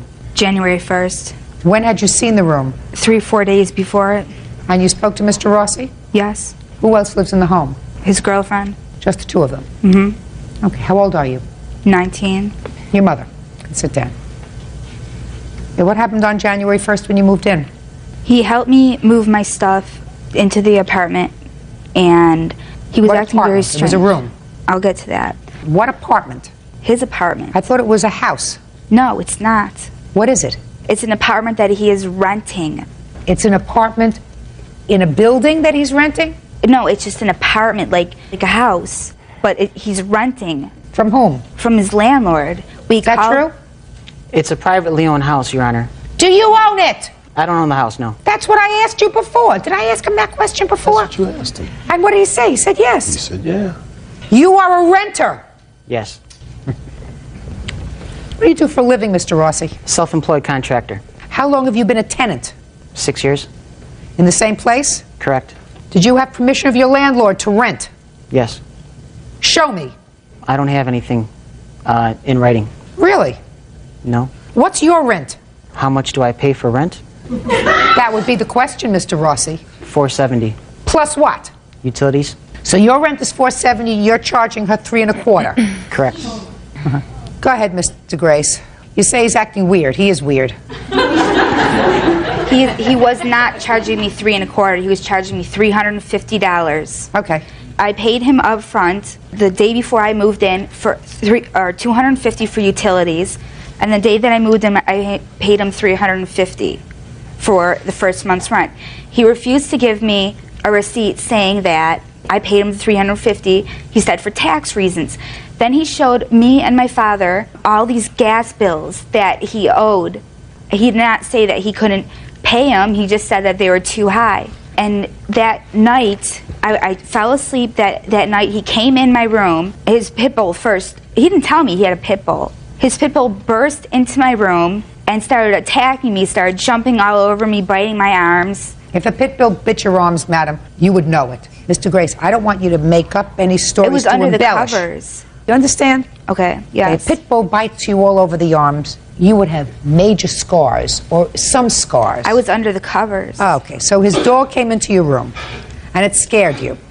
Mm-hmm. Go ahead. Then he came in my room smoking pot. He got the dog off of me. And he sat down next to me and he started talking sexually to me.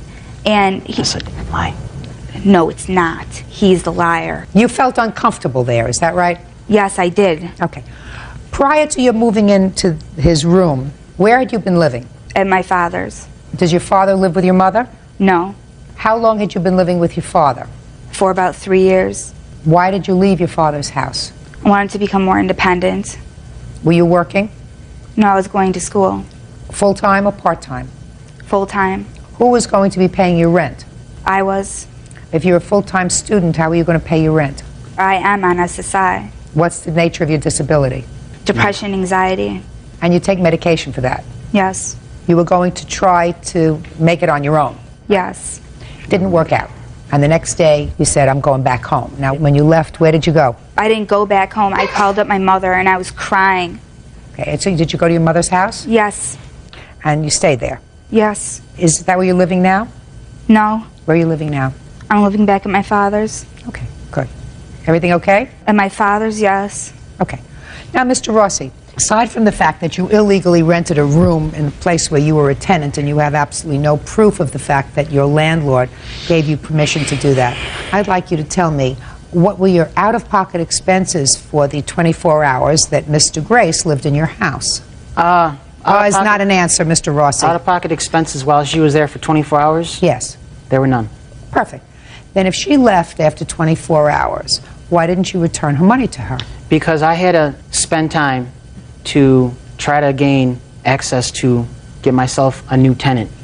If I was able to what have... kind of nonsense did he just say? What kind of gobbledygook did he just put together? I'm not catching it. You're not catching it. You're not catching it. You are Mr. Grace. Judge Judy continues in a moment. You don't look like an unintelligent person. A little slimy, but not unintelligent. And later today... Tell me what they were. It was payment for money that I loaned. That's not what I asked you. That is the conclusion. The circumstances? If you don't remember, say I don't remember. Remember that I will test you. Real cases, real people. Judge Judy. 19-year-old Allison DeGrace claims former landlord Stephen Rossi caused her to move out after only one day. Allison says during her first night there, Stephen entered her room while she was asleep. Mr. Rossi, my question was, you illegally rented a room, she moved out, you had absolutely no loss as a result of her moving out. If you were aware of the fact, Mr. Rossi, that when she moved in, that she was on medication, a fact that was evident to me, then why didn't you say, look, this is not working out. She's unhappy. I'm going to give her back her money. I wasn't aware that she was unhappy, Your Honor. Listen, she moves all of her things into your house. She comes there with her father? Correct. With her father. I mean, if you're an intelligent person, you don't look like an unintelligent person, a little slimy, but not unintelligent.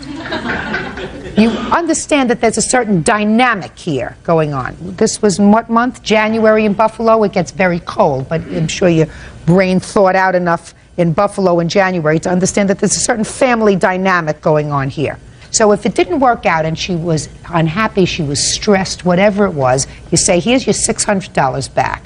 I'm not out any money. It didn't work out, especially since you were doing something that was in violation of your tenancy. you probably fell behind in some bills, and you probably figured you could get somebody to shore up a little bit, and you did, and you got a $600. You managed to pay off the bills you were behind paying off, and you say you can't have your money back. Judgment for the plaintiff in the amount of $600. That's all. Parties are excused. You may step out.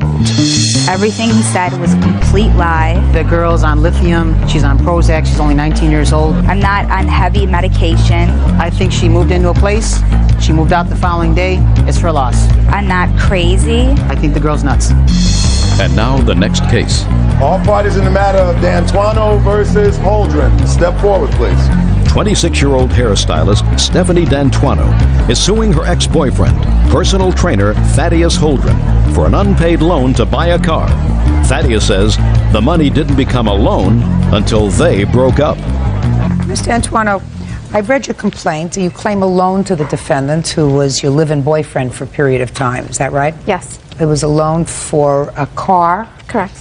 And any other expenses? Yes, for work that needed to be done on the car. Mr. Holdren said there was never a loan. His position is that he played the role of house husband. Yes. That you have a child that he took care of, and he was a personal trainer. He gave up some time in order to be able to accommodate your schedule, and there was never talk of a loan until two of you separated. So when did you start to live together? We began to live together only after I had given him the loan. It was in August. Tell me about the loan. Thaddeus approached me about loaning him some money for a car that he wanted to buy. I had the funds to help him out, and we discussed it in detail. Well, what were the details? How he had to pay me back. There was no confusion as far as... Well, no, don't tell me there was no confusion. Just tell me what the agreement was. You said it was very specific, so tell me the agreement. I agreed to loan him the money if he agreed to pay me back in full. Is that as specific as it went? Pretty much, yes. Go ahead. He agreed to pay me within a certain amount of time. Well, that's more specific. What was the amount of time? A couple of months. Okay. And when he didn't, he told me he was having some problems and wasn't going to be able to pay me at that certain time. So I was upset, but I agreed to allow him more time if he would give me payments. Whenever he had money, if he could give me some cash or, whatever he was able to do. So? So he didn't. He failed to pay me. When did you move in with him? He moved in with me. When did he move in with you? That was about a year later. So 1 year later, he's made no payments on this loan. Mm-hmm. And then you move in together. Well, he... Just answer my I'm question. sorry. Yes, that's right. Okay. And you lived together for a year? No, we did not. We only lived together for about 2.5 months. Your Honor, I lived with her longer than that. He was at my house on a regular basis, but he did not live there. Fine. When did that start? Probably around the time that I gave him the loan. He was staying there maybe a couple nights a week. More than a couple nights, Your Honor. That's not correct. It's over 2 years since this loan was made. Yes. And over that period, you have not gotten any payments. He did pay me $150. When? In April of 2001. Is that right, sir? I don't know if it was 2001, but I paid her $150. But that's not including everything I did for her and her son. What did you give her $150 for, Mr. Holdren? Because, if I'm with her, I'm living with her, whatever, I expect to do something, taking care of her son and taking care of stuff around the house and stuff. That doesn't answer my question, Mr. Holdren. What was the $150 for? Just for her. Well, tell me how that came about, the $150 payment. She gave me the money and things happened. Hold on. Mr. Holdren, you're trying to think about the right answer. I don't want you to think about the right answer, sir. I want you to think about the truthful answer. You said to me, I gave her $150 when I asked you what it was for. You did a song and dance. Now I'm asking you the circumstances surrounding you giving her this $150 in March. Well, if you say I don't remember what it was for or the surrounding circumstances around it, I will understand that. Well, I gave her money a couple times, so the $150 is like me giving her money on a regular. Not on a regular, but I gave her money, like any other boyfriend would do. It wasn't like I was giving her $2,000 or like big money. But do you remember the circumstances surrounding the $150 payment? The answer is either yes or no. Yes. Then tell me what they were. It was payment for money that I loaned. That's not what I asked you. That is the conclusion. The circumstances? If you don't remember, say I don't remember. Remember that I will test you. If you don't remember, say it. If you remember, tell me. I don't remember. Did he give you any other money during the course of your relationship over the last 2 years? He paid me $100 after our relationship had ended. This was this past April. What was the $100 for? For payment from the loan that I gave him. Did you give her $100 after you separated? Yes. For what? That was for part of her thinking that I owed her all that money.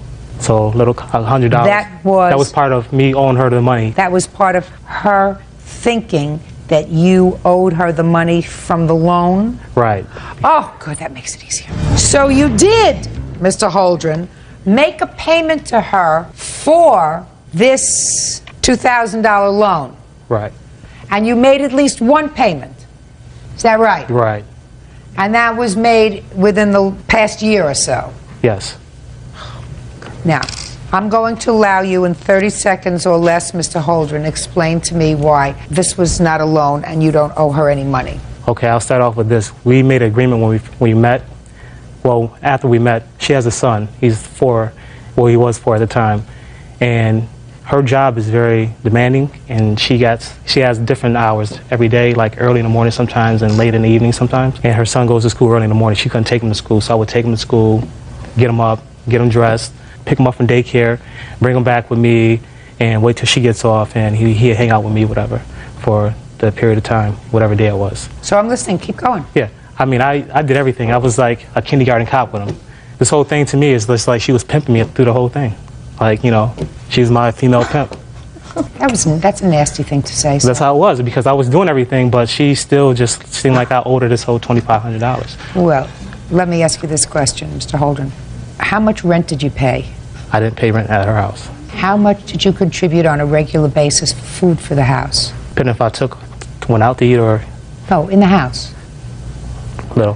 How much did you contribute regularly towards the utilities? None.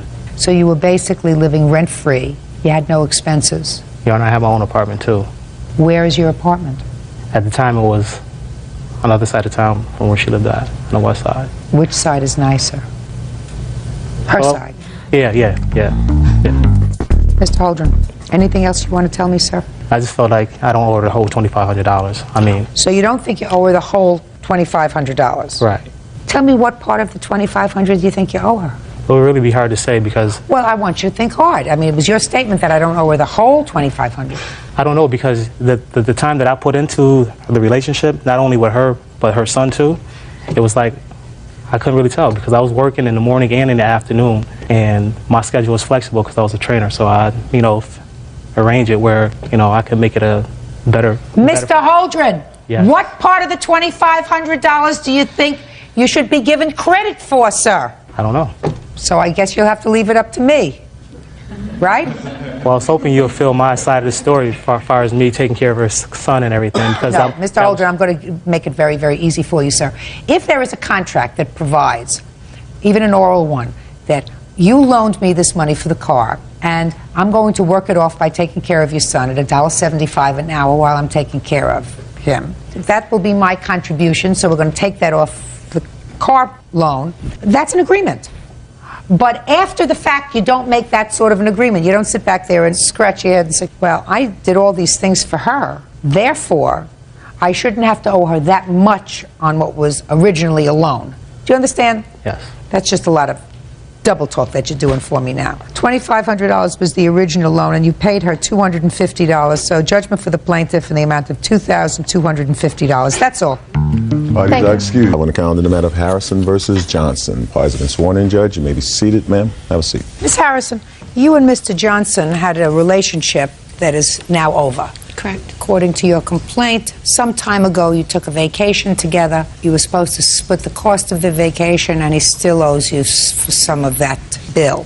In addition, after you separated, there was some altercation involving Mr. Johnson, and you claim he assaulted you. You want to be compensated for your pain and suffering as a result of the assault. Mr. Johnson says what was left over from the vacation was a gift, because you said that you would take care of the extra expenses, and that he never assaulted you. As a matter of fact, it was quite the other way around.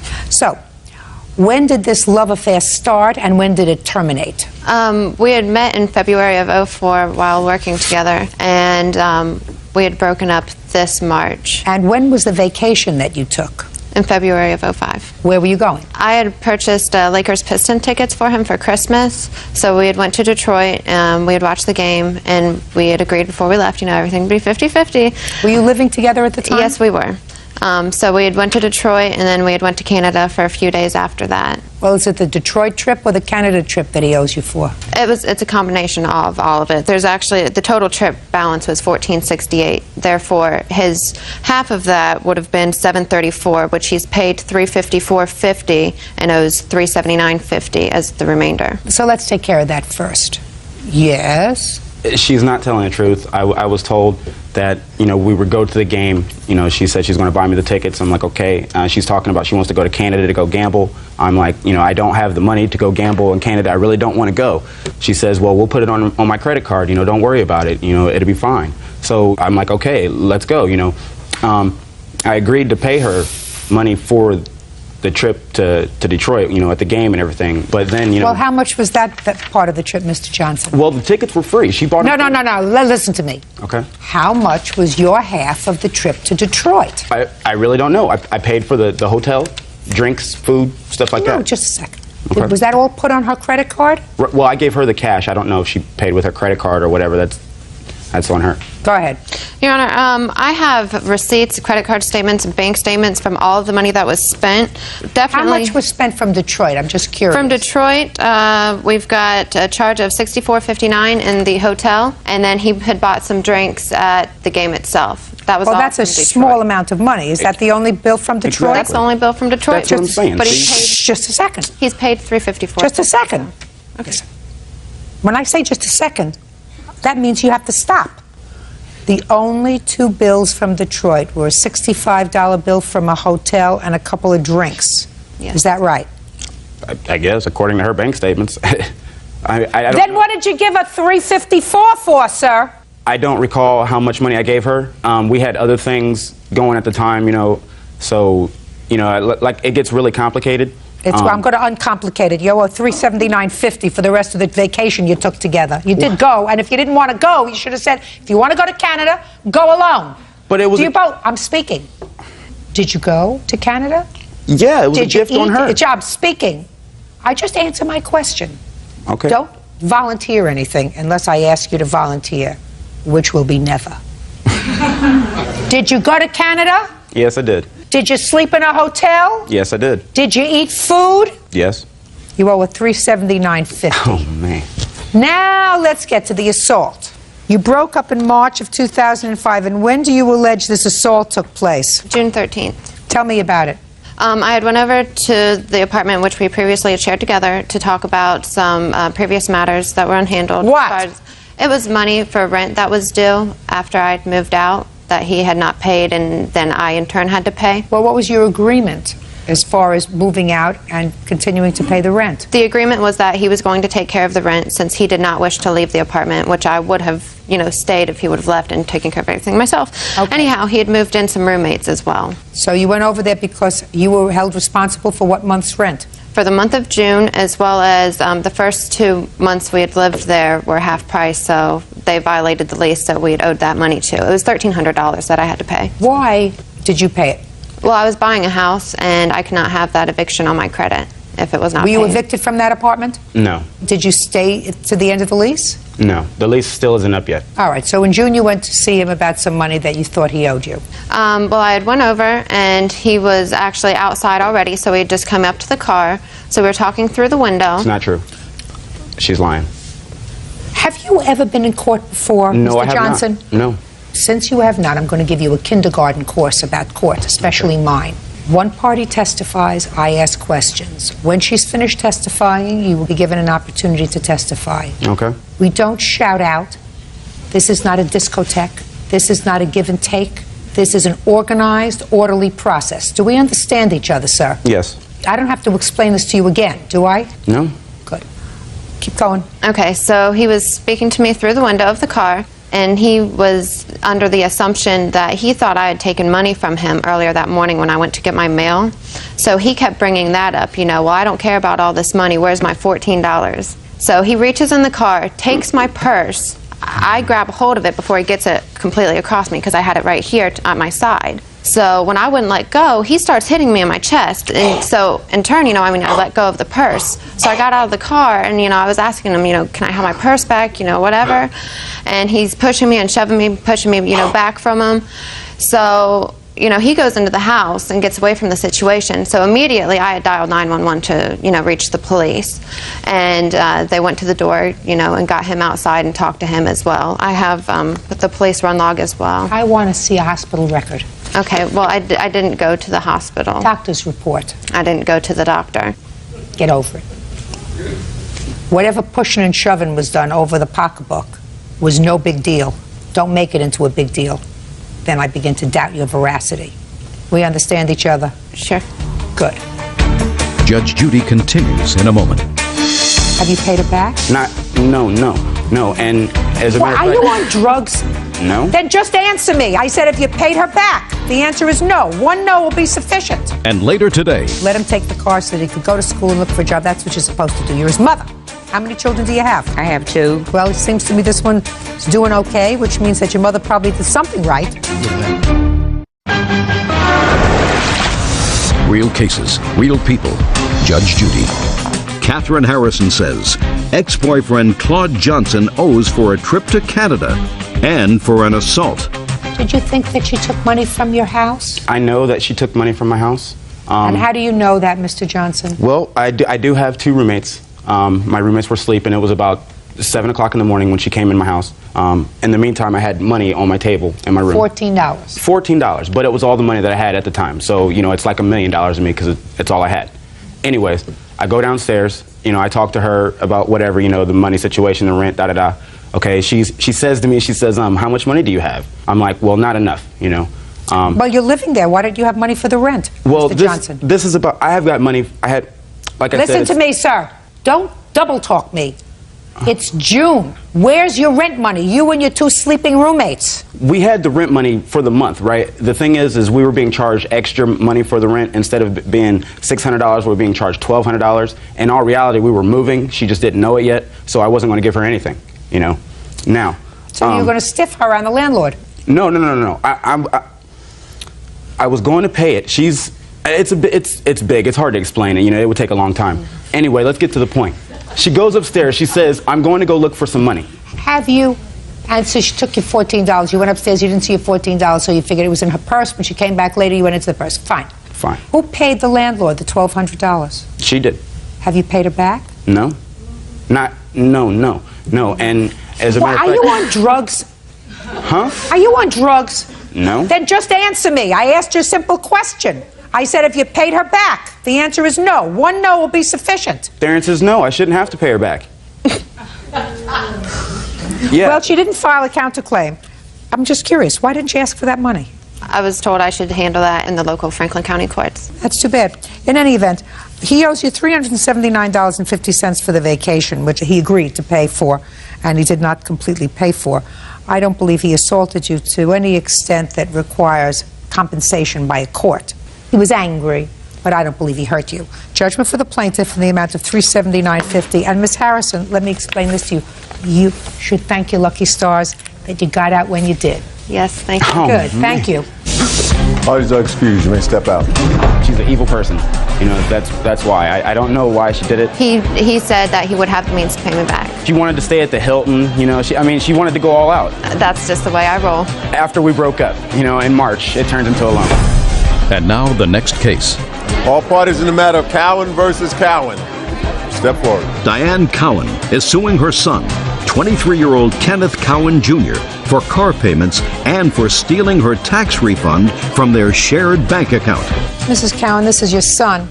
Your lawsuit claims 2 things. First, that you had an arrangement with your son wherein he would use your car and make the payments on it while he was using it until he purchased his own car. You claim that with regard to that portion of your complaint, he did make some payments, didn't pay them all, and ultimately you sent somebody down, your fiancé? Yes. Down to pick up the car because he had moved to a different state. So you want him to pay some $1,000 that he should have paid on the car.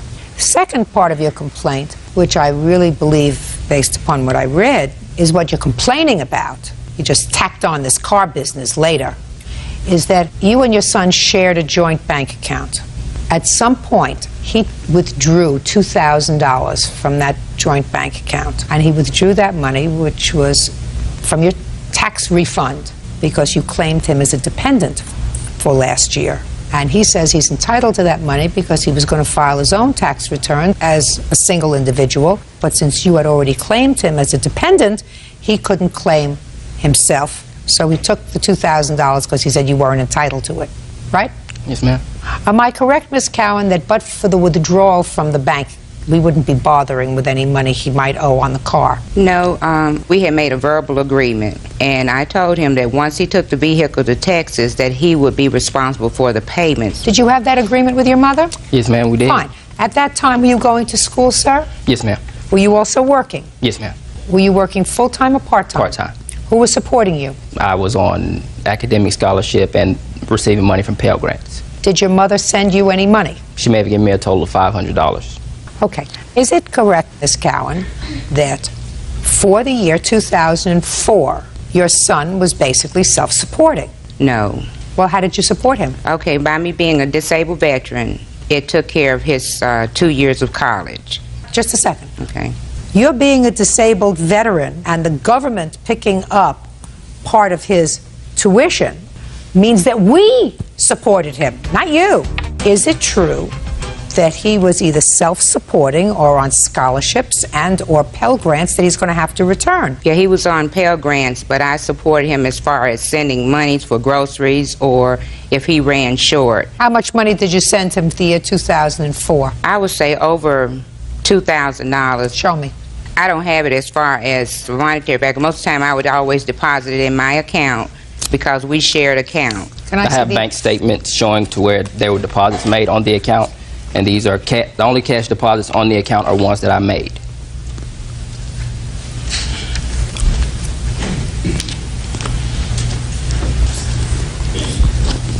How many times did you withdraw money from this account, Mr. Cowan? Very rare, maybe once a semester, if that. So this was primarily your bank account, that you used this bank account to pay your bills? Yes. Okay.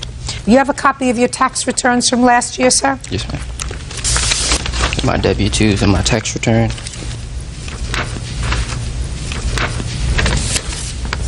So you had an adjusted gross income of a little over $5,600. Yes, ma'am. And according to your statement, if I believed you, which I don't, at most you sent your son $2,000. Right. Then you are not entitled to claim him as a deduction because you didn't contribute more than 50% of his support.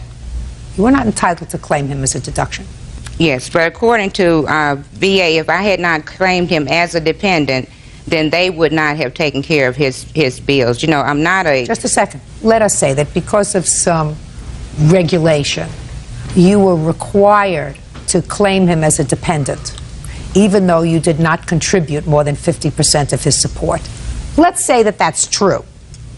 Then what you should have done was discuss it with your son and say, listen, for the purposes of the VA, so that you can continue to have all your classes covered or whatever percentage the VA covers, I have to claim you as a dependent, but I'm going to give you the $2,000. What would have been wrong with that? Well, I agreed to that. And so then why are you complaining that he took the $2,000 out of your account? Because it was the procedures that he took. Now, he know normally there has not been a time that I have denied him of anything. So you didn't like the fact that he did it in a sneaky way? That's right. Okay. She says she didn't like the idea that you were sneaky about it. Well, I think, Ms. Cowan, one of the reasons he might have been sneaky about it was because when he filed his tax returns, he filed them as an independent, and then he was told later that he was denied his refund because you had already claimed him as a dependent. Had your mother discussed the fact that she was going to claim you? She had said she was going to try to claim me to recoup some money that I hadn't paid her on a car payment. She told this to my uncle. Oh, well, I don't want to hear about the car payment. Listen to me, Ms. Cowan. As far as I'm concerned, you've got a son that's doing the right thing.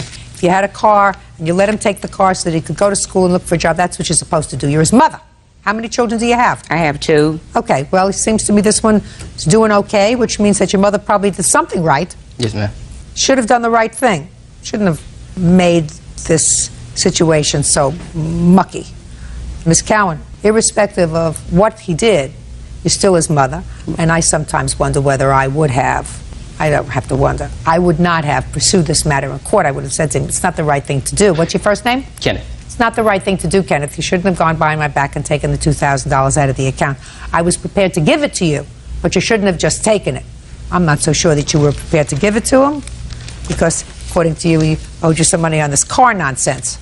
Can't tell you how many cars I bought my children. If you had not claimed your son as a dependent, what would have been your refund? I would have gotten $1,913 from that. And how much would you actually get? $29.13. Yes, sir. When I asked my mother for her tax return, I was going to return whatever she didn't get for claiming me. She sent me a tax return that said she only got $300 for me, which was false. But you got $1,000 for you. Right. Is that what you want, sir? Yes. Then you have to give your mother back $1,000 because you took out $2,000 from her account. No, I was supposed to get $2,000 back, and I was Listen to me. What your mother is saying is she was required by the VA to claim you as a dependent in order for you to get certain benefits. So, although if you filed for yourself as an independent, you would have gotten $2,000. If she didn't file for you as a dependent of hers, you wouldn't have gotten other benefits which far outweighed that $2,000. Are you following me? Yes, ma'am. So that you should not have taken out the $2,000 from the account, because all she got, by virtue of her claiming you as a dependent, was an extra $1,000. So that's all you were entitled to. Are you following me? Yeah. Am I right? Yes. Good. Judgment for the plaintiff in the amount of $1,000. That's all. Party judge, you may step out. Now, in the matter of Burton versus York, parties have been sworn in, Judge. You may be seated. Folks, have a seat. Mr. Burton, how long did you and Mr. York live together as roommates? Approximately 4 months. Did you move in with him? Did he move in with you? Or did you move in together? I moved in with him. Had you known him before? No, ma'am, I did not. You answered an ad? Yes, ma'am. Did you get along okay at the beginning? Yes, ma'am. And according to what I read, the defendant's mother showed up for a visit. You had some sort of an altercation with her. Mr. York ejected you from the house, told you to leave. You did. And you claimed that you left some property there, a laptop computer and a camera, and you want him to reimburse you for that or to give you the property that you left behind. Mr. York says that you and your father, as well as Mr. York and some other friends, helped you load up your dad's truck, and you took the camera as well as the computer. The only thing that you left behind was some furniture, which ultimately you took. Is that right, sir? Not exactly. He did leave his stereo equipment behind also, and Did he ever pick that up? Yeah. When? The next evening on the 28th, I believe. Okay. So when did your mom come to visit Mr. York? Thanksgiving Eve, 2 days before that, so it was the 26th. And what kind of an argument did you get into with his mother? It started out as I was being judged by her, judgmental words and so forth. Like what? Like, oh, you're just a bum, or, lazy, whatnot. So that's what began the altercation, and it just escalated from there to quite an immense proportion. Was any drinking involved? Yes, ma'am. Actually, I was drinking. That was part of I was just an old drinker, or just an old drunk, or whatnot, is what she wanted to tell me that I was after knowing me for 15 minutes. Yes, yes. Drinking, was that a pattern, Mr. Burton? It was a regular, yes, ma'am. It was a regular occurrence. Did you work? I did until I got laid off. What kind of work had you done? I was worked at Telespectrum and got laid off with about 40 other people. Your drinking have anything to do with it? No, ma'am. No, ma'am. He did get sent home one time from drinking and then going to work, and they smelled it on his breath. Don't recall that. How long did you work for this company? 3 months, and it was right at the 90-day period. Before that, where did you work? Before that, I worked at, actually just moved to Arizona from Alabama, and I worked at, a gas station or whatnot. And okay. Now, what was the most expensive item that you had in your home? Probably my stereo receiver. And what's the second most expensive piece of equipment you had? That would have been my digital camera. How much was the camera? And the accessories contained in the case would be $2,492.82. And what's the next most valuable piece of equipment that you had? Actually, that would be my computer. And how much did you pay for that? $3,376. I was actually incorrect in the order, I'm sorry. And the stereo? And the stereo would be $3,600. Okay. So there was a big altercation around Thanksgiving, and he told you to leave. What did you do when he told you to leave? Pretty much called my father, and how far away did your father live? he was about 40 miles away, probably. Okay, so not very far. Is that right, sir? You went to pick up your son? Yes, ma'am. And what happened when your father got there? My father got there. I proceeded to go out the back door because things were so intensely ambitious there between Kevin's mother and I and stuff. I just sat out back. Okay. And essentially, my father began loading some of my stuff that was packed up in the garage into the trailer that he brought. Well, what was in your room? In my room was my camera. It was in the closet, the case, just my bed and clothes. What about your clothes? Did he take your clothes? No. We that was pretty much left. He just, my father just had got the boxes and so forth that were stored in the garage as just temporary storage. Is that right, sir? Yes, ma'am. So you didn't take any clothes, any underwear, underpants, toiletries, medicines, nothing? No pictures? Didn't take any of that stuff? No, ma'am. Is that right? Yes. You seem to indicate that you don't have his camera, that the camera was taken. When was the camera taken? I'm not positive. He had a lot of stuff in my house. A lot of stuff. The day that his father came, did he leave his room intact? His room was always a mess. It was never No, was it organized. intact? Did he go into that room to take any property? And He was mostly in put the it den truck? collecting his laptop, his video camera, and inside of the living room, the great room area where he had his Bose equipment, and it was all packed up and boxed and You mean he packed it up while his father was on his way? On his way. And it was his choice to leave. I did not force him out. I did give him an eviction notice. He kept on talking to me. And I'm just curious about what happened to his camera and computer. I do not have it. It's not at my house. He showed up the Monday after that weekend with 2 cops and a ride-along that came along. He looked in the fridge. He looked in my bathroom. He found a 40-ounce in the fridge that was cracked open and 10 wire hangers out of the laundry room. Could you step up, sir? I have a few questions for you. You're Mr. Burton. Yes, ma'am. It seems to me from what I've read and from what he tells me that the 3 most valuable pieces of property that he had was stereo, camera, and a computer. Now, common sense would indicate that when you're moving out of a place, as long as they're portable, which these things are, then you take the most valuable things first. Doesn't that make sense to you? Yes, ma'am. Could you explain to me why that didn't happen? Well, I was more concerned for my son's well-being than I was for his personal stuff that was in But there. you took a lot of property. We took the stuff that was out of the garage. Yes, ma'am. Right, but nobody prevented you from going inside, sir, to take the property out of his room, his clothes and his underwear. Anybody prevent you from doing that? No one prevented us from doing that. Judge Judy continues in a moment. You're going to be dead or you're going to kill somebody. I don't drink and drive anymore. You're still drinking, sir, because you were drinking Thanksgiving of 2002. Yes, ma'am, I was. You're going to hurt somebody, or you're going to hurt yourself. Your father's not going to be happy. He's going to have to come and identify you. Real cases, real people. Judge Judy. Jeremy Burton says ex-roommate Kevin York owes for the return of personal property. Kevin says Jeremy is making up a story. Now, most people who are logical put the stuff that they don't use, that they don't need, in boxes, in storage, in a basement or a garage. Isn't that what most people do? Ma'am. And the things that they use every day, the things that they value the most, they keep closest to them. So what I don't understand, sir, is why you and your son would go and take the property out of a garage that he doesn't use and leave $10,000 worth of equipment in the house when you weren't prevented from removing it. I don't understand that. That doesn't make sense. And if it doesn't make sense, it's usually not true. Well, ma'am, I had one trailer, and we wanted to load the heavy stuff out of the garage first and get the last stuff later, and I had a bad knee at the time. I didn't want to load the other stuff on camera? first.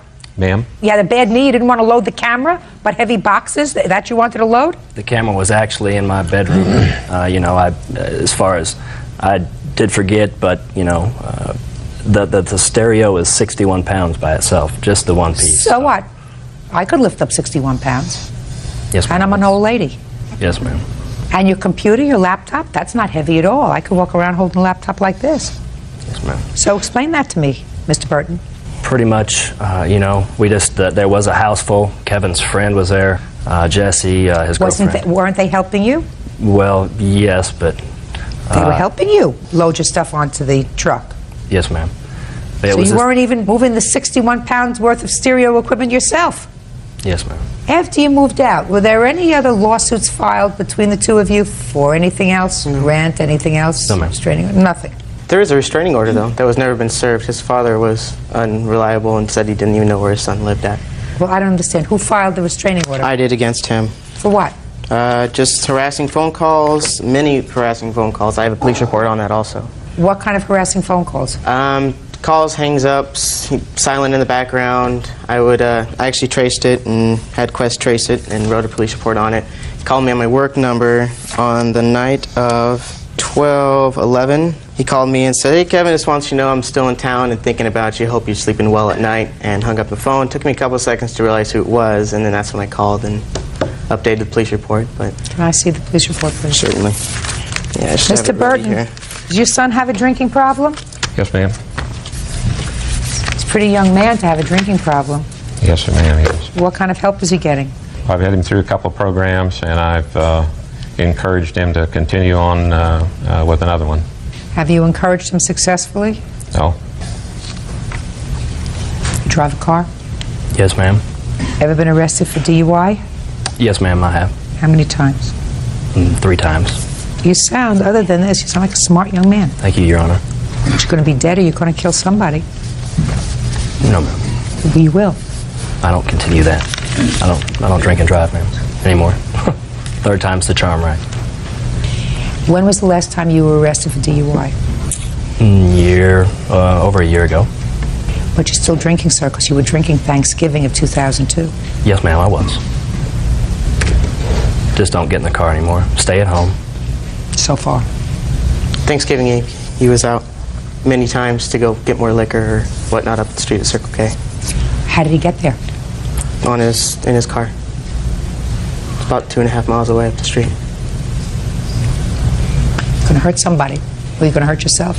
Father's not going to be happy. He's going to have to come and identify you. Do you have other children, sir? Yes, ma'am. Is this the only one that has a drinking problem? I believe so. Yes, ma'am. What kind of programs have you been in? Programs have I been in? I've been to the AA. You still go? No, ma'am, no. You go anywhere? No, not currently. How old are you? 26, Your Honor. Life is very short, Mr. Burton. It can either be a chore or it can be a joy. And you're a reasonably intelligent person, and if you choose to ruin your life, that's really a very, very sad thing. Alcohol can ruin your life. You can spend the next 20 years in a fog. Your Honor, may I add something? Yeah. The second time we went down to pick up his material, the stuff that was left in his computer and whatever else was in his bedroom, Mr. York had moved those things from inside the house to the garage.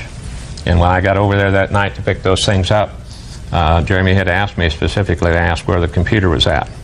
I asked Mr. York where that was, and he said it's right over here in the middle of the pile. I asked him to show me where it was, and he went over there and he could not find it, and he said he didn't know where it was. I had never located the laptop. There was me, Jesse, even Alana, our less than 2-year-old niece, was actually carrying stuff out to the garage. So, I mean, we just wanted him out of the house and in the garage. The next morning on the 20th. Well, the question is, sir, we're talking about the computer, only the computer. Mr. Burton says that you initially said to him, it's right here, No, and you couldn't no, find it's not it. true. No? He said that, ma'am. Now, is it possible that somebody else, Mr. York, not you, of the friends that you had, took the computer? They wouldn't do that. They were in the house the whole time with us. That day, the next day? Is that possible? The next day, they left. Actually, they spent the night on the next evening, but no, it's not possible at all. They wouldn't do that. Also, Your Honor, I would like to mention when my father and I came, finally when, my belongings were piled up in quite a pile in his garage. Very nicely. He did take the liberty of just removing all the rest of my belongings from the bedroom, which, did have the camera and the case. Well, I can't attribute to him the fact that the computer and the camera are gone. There were a lot of people involved in loading this trailer. I mean, it's one of the problems of not being sober all the time. Your Honor, we did inspect the trailer, both Jeremy and I, several times, and there's nothing on there. There never was. What do you think happened to the camera and the computer? Ma'am, I don't know. It was in his personal possession. You think he stole it? I don't know, ma'am. It was in his house. I don't know either. No, we moved the stuff out of the house. Into the garage. He says that the majority of the stuff was gone. His bedroom was loaded full of stuff. His bed, his dressers, clothing. And Was any property taken out of the bedroom that first night when he left? No, it was all placed in the garage. By whom? By me and Jesse and Autumn. And after he left? After he left, yes. So somebody from your house moved everything that was in his room out in the garage? Yes. Is the garage secured? Yes, it's locked with the garage door opener. Your Honor, I think, I'm sorry, can I? Yeah. I think, that would be something that police, or something could oversee. What's interesting is the defendant says that your camera and the computer were in your room. Is that right? The laptop was actually inside of the den. He packed it up the night he left. He did? Thanksgiving Eve, yes. You sure about that? Yes, and the same night of Thanksgiving Eve, his father drove his Pontiac Grand Am home, and I get a phone call from a gentleman on his cell phone saying, "How do I return this?"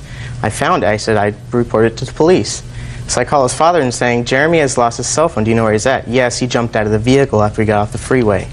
About half an hour later, I get a call from him on a payphone. "I need a pickup." And I asked him where he was and who he was, and Jeremy, I'm at a Circle K. "Sorry, Jeremy, you're gone." Were you driving that night, sir? No, ma'am, I was riding. I was driving him home, ma'am.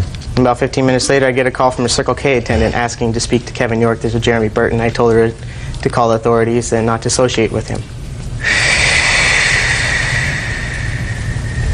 And the same night that all this happened, he actually locked me and my mother out in the back patio for about 15 or 20 minutes while we were on the phone calling the cops. I'm more concerned, sir, about what happened to the camera and the laptop.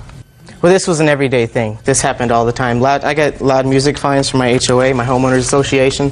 One with a fine. Everything's paid up to date, but... No, listen to me. He was a bad tenant, sir. He has a drinking problem. I'm concerned about the camera and the laptop. Because if you and your friends touched his property on Thanksgiving and moved it into the garage, which is now what you say you did, is that right? Yes. And he has paid up his rent until December. You have no right to touch his things and move them to the garage. Do you understand? And if you did touch his camera and his computer, you or your friends, anyone acting at your direction or with your consent, and if his things are missing, you're responsible. Do you understand? You're responsible. Drunk as a skunk as he might have been. Judge Judy continues in a moment. Now, if his rent is paid, you have no right to go into his room, pack up his stuff, do anything with his things, and move them out. You have no right to touch his things until December 1st. At that point, then he's no longer a tenant and his rent isn't paid. Then you have no obligation with regard to his things other than to exercise some care. Put them in the garage is a very nice thing. But you put them in the garage that night, according to you. Is that right? And the big stuff later on, we moved that the next morning. Sorry, sir. He doesn't have his camera and he doesn't have his laptop. And you don't know where they are. You're responsible. You have bills for those things, sir? Yes, ma'am, I do. Let me see them. Can I sit down? Yeah, go ahead, have a seat. It's all the bills for the stuff. Yes, sir. There's various accessories.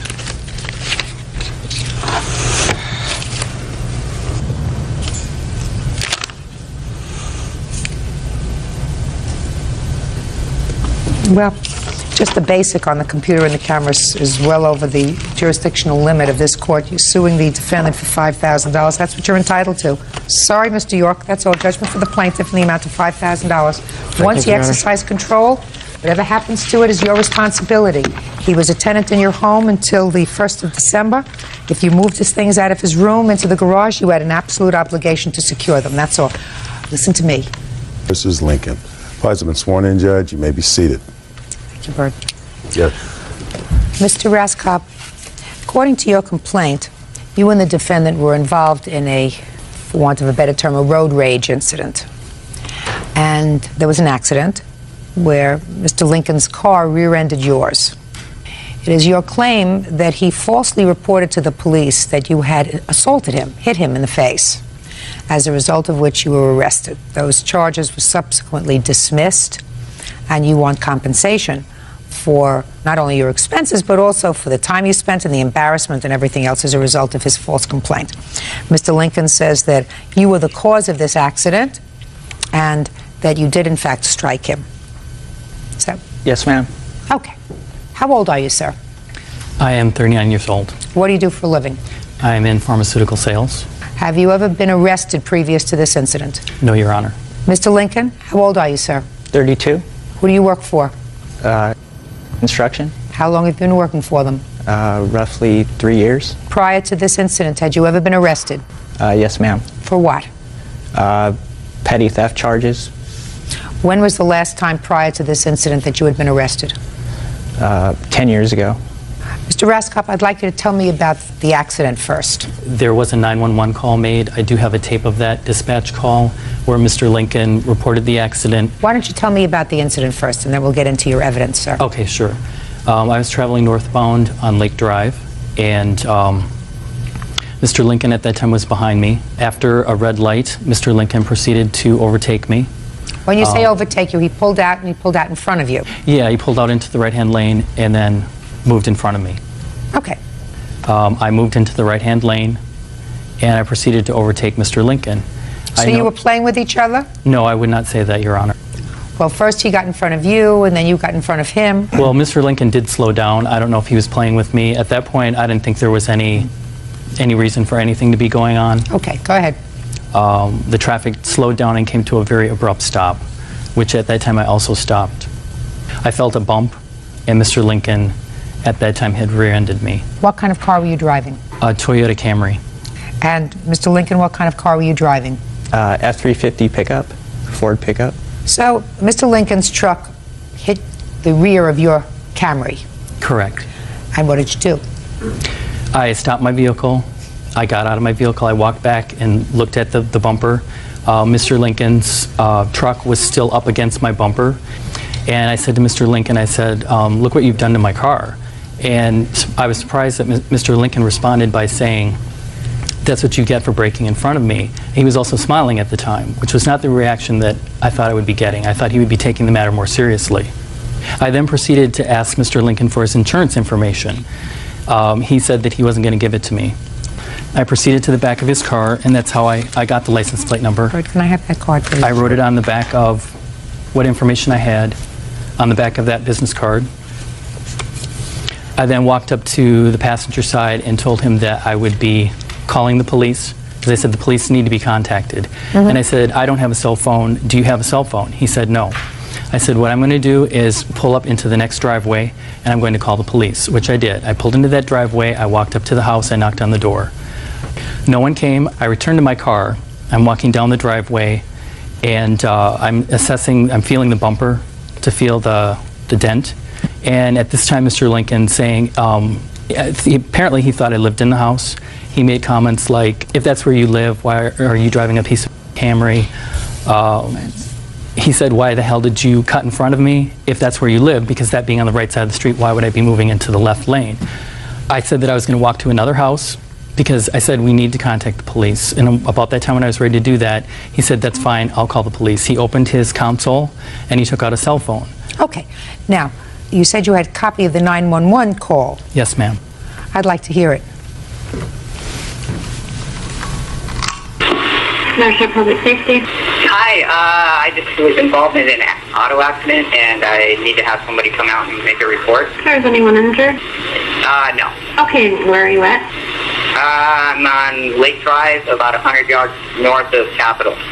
Okay, and are you in traffic or out of traffic? No, we're out of traffic. And what kind of cars are involved? It's a Ford pickup and a Toyota Camry. Okay, I'll get someone right over there, okay? All right, thank you. Sure, bye-bye.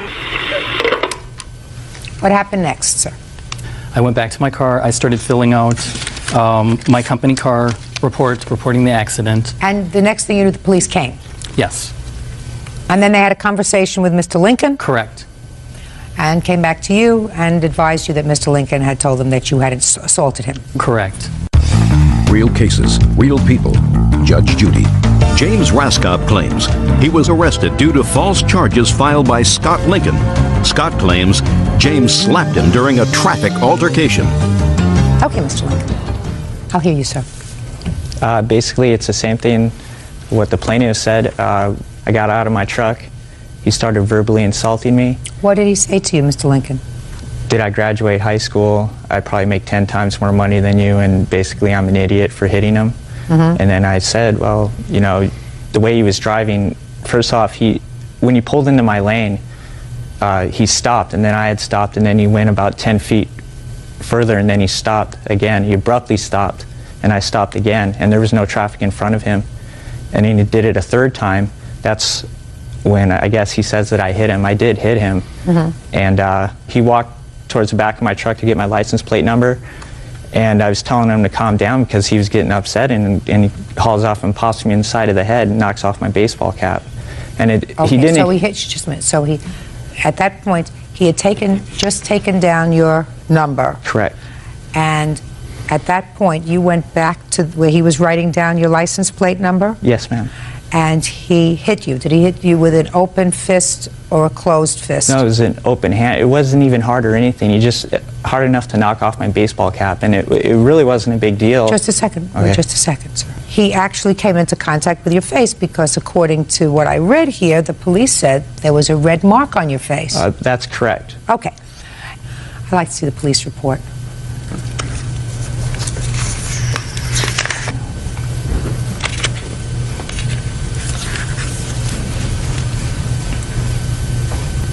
Mr. Raskob, what is that tape of? It is me sitting in the police car with the arresting officer, and I asked him, you know, why I was being arrested. Basically, it's our conversation that took place at that time, and I present this as evidence to show my demeanor, because the officer said that I was extremely agitated, which is contrary, because I was relieved that the police had finally arrived, and I was surprised when he asked me if I had struck Mr. Lincoln. Could you plug in that tape for me, Bert, please? Sure.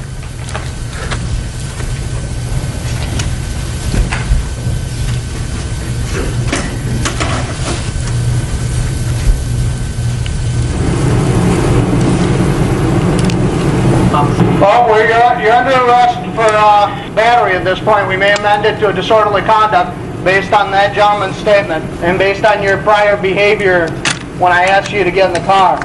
Okay? When an officer makes a lawful request or an order, okay, I shouldn't have to repeat myself 6 times. Okay? Well, no, I told you 6 times to get in the car, and you seem either defiant or dumbfounded by my request. Okay, it was a reasonable request. Okay. Officer. Leads me to believe that you were reasonable with me. You may have been unreasonable with him. Officer, please. Yes. Please be honest. I'm being honest with you. The first time you asked me to get into the car, I did ask you, I did say what, because I wasn't sure I heard you. When you said the second time, I did get in my car. Really? Second time? So now I'm lying too. Everybody's lying. You did not ask me 6 times. Really? Why are you treating me as if I'm guilty? I'm not treating you as if you're guilty. I'm treating you like you're under arrest. Because you've already said that I'm guilty of what you accused me of. Well, you're guilty of defying my orders. Officer, I got in my car. Yeah, after me telling you to do it 6 times. Officer, you did not tell me to do it. Okay, well, that's something that you and I will disagree on. But that's not why you're under arrest. Why am I under arrest? You're under arrest because you hit that gentleman. I did not hit that gentleman. Every day we judge everybody's character. And people tell me he did it, and people say she did it. Turn it off. Well, he didn't call it right this time, did he? Your Honor. Quiet. Judge Judy continues in a moment. And later today. Don't pee on my leg and tell me it's raining, sir. He acted like an idiot. It's true. Okay. You act like an idiot. Sometimes people get irritated. Real cases, real people. Judge Judy. James Raskob claims he was arrested due to false charges filed by Scott Lincoln. Scott claims James slapped him during a traffic altercation. Mr. Lincoln. Yes, ma'am. I have to make a judgment whether I think you were lying to the police. I find that you lied to the police. Because when you called the police on that 911 tape, that was after, according to you, you had been struck by the plaintiff. And any normal person who was involved in a fender bender, especially in your situation where your car was not injured, the first thing that a normal person would say to the police was, I have just been assaulted. I want you to play that tape again. Do you understand, Mr. Lincoln? Yes, ma'am, but that's not what happened. That's exactly what happened, Yeah. sir. You're a wise guy. I'm just telling the truth. You're a That's all oh I'm no, doing. sir. You said absolutely nothing about an assault. Nothing. Zippo. That's because it wasn't. I didn't feel it was a big deal. It's not like That the was guy the first rocked thing me you with said a to the closed police. fist. It's not like the guy That hit me was with the a closed first thing. fist, though. Hey, listen to me. That was the first thing you said to the police. If it wasn't important to you, sir, what did you sign a complaint for? Just What because did of you his put- attitude of the. Oh, 'cause but he it's was- just because of his attitude. Yeah, if he was cool, you know, at the accident, I wouldn't have done anything. I mean, because I'm just that type of person. But it You was his sure attitude. are. Play it again for him.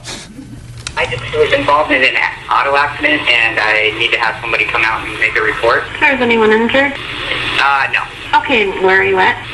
I'm on Lake Drive, about 100 yards north of Capitol. Okay, and are you in traffic or out of traffic? No, we're out of traffic. Okay, can I get your last name? Lincoln. Turn it off. You're a wise guy, Mr. Lincoln. Judgment for the plaintiff for the amount requested, $3,000. That's all. Step out. Parties are excused. You may step out. I believe, and I did say that I thought at that time he was acting like an idiot. He had an attitude, but you know, Judge Judy didn't see it my way today, I guess. He did not take the situation as seriously as I did. I think he was angry towards me for that, for the things that I said. The officers saw what I saw. He had a bad attitude, so he arrested him. Judge Judy made the right call. And now the next case. All parties in the matter of Sikorsky versus Cram. Step forward, please. 21-year-old phone technician Andrew Sikorsky is suing 19-year-old student Chase Cram for medical bills. Andrew says Chase threw a bottle at him during a game of beer pong. How old are you, Mr. Cram? 19. What do you do for a living? Salesman at a ski shop. You left school? No, I'm mainly a student. Where? Morris County College. How do you do in school, Mr. Cram? C's. That sounds just about right. You and Mr. Sikorsky were out the same place for an evening. I don't know where you were. It really doesn't make much difference. According to your answer, you were going to play ping pong. Ping pong? Beer pong. Beer pong, whatever that is.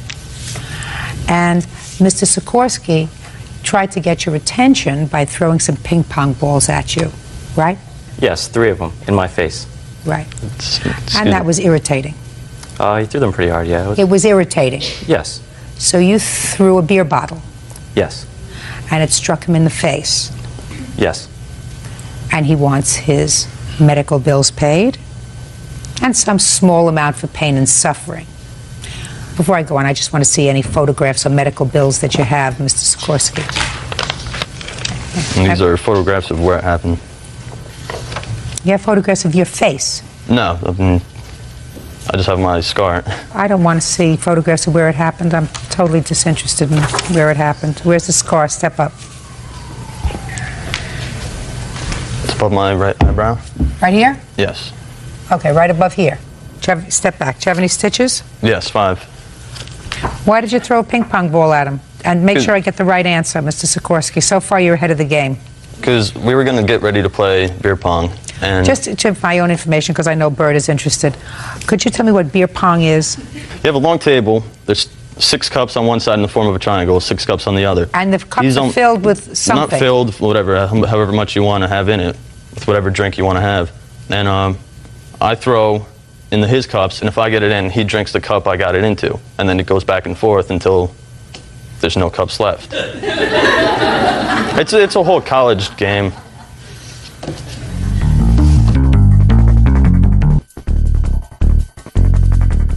What year are you in school? I'm not in school now. So were you in college when you were playing this game with him? No, I was actually working. Well, so why are you playing this game if it's a college game? Because I was in college, and then whatever, just for fun, we started So playing. you learned the game in college? Yes. That's about all you picked up? Yeah, just about. I really grieve for the future. Judge, now you know we did some of the same thing. I never did any of those things. I did.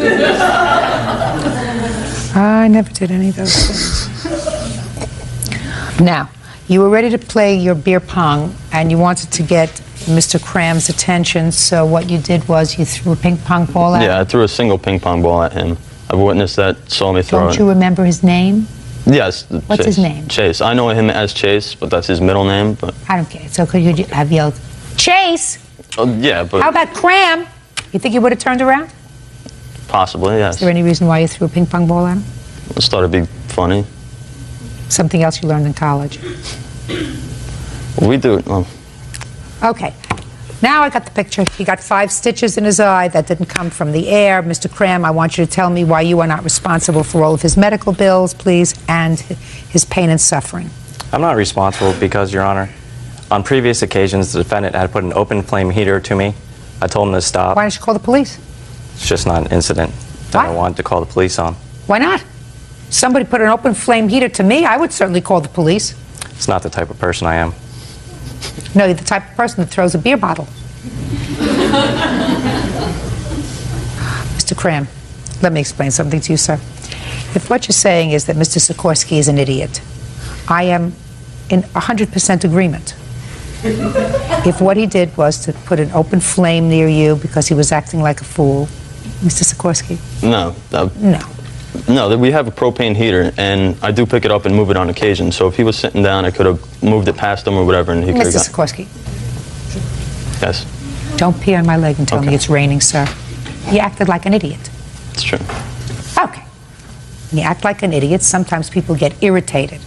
And then when they have it up to here, they overreact. Unfortunately, Mr. Cram reacted, and because of his pent-up frustration with your stupidity, he hurt you. So he's got to pay for that.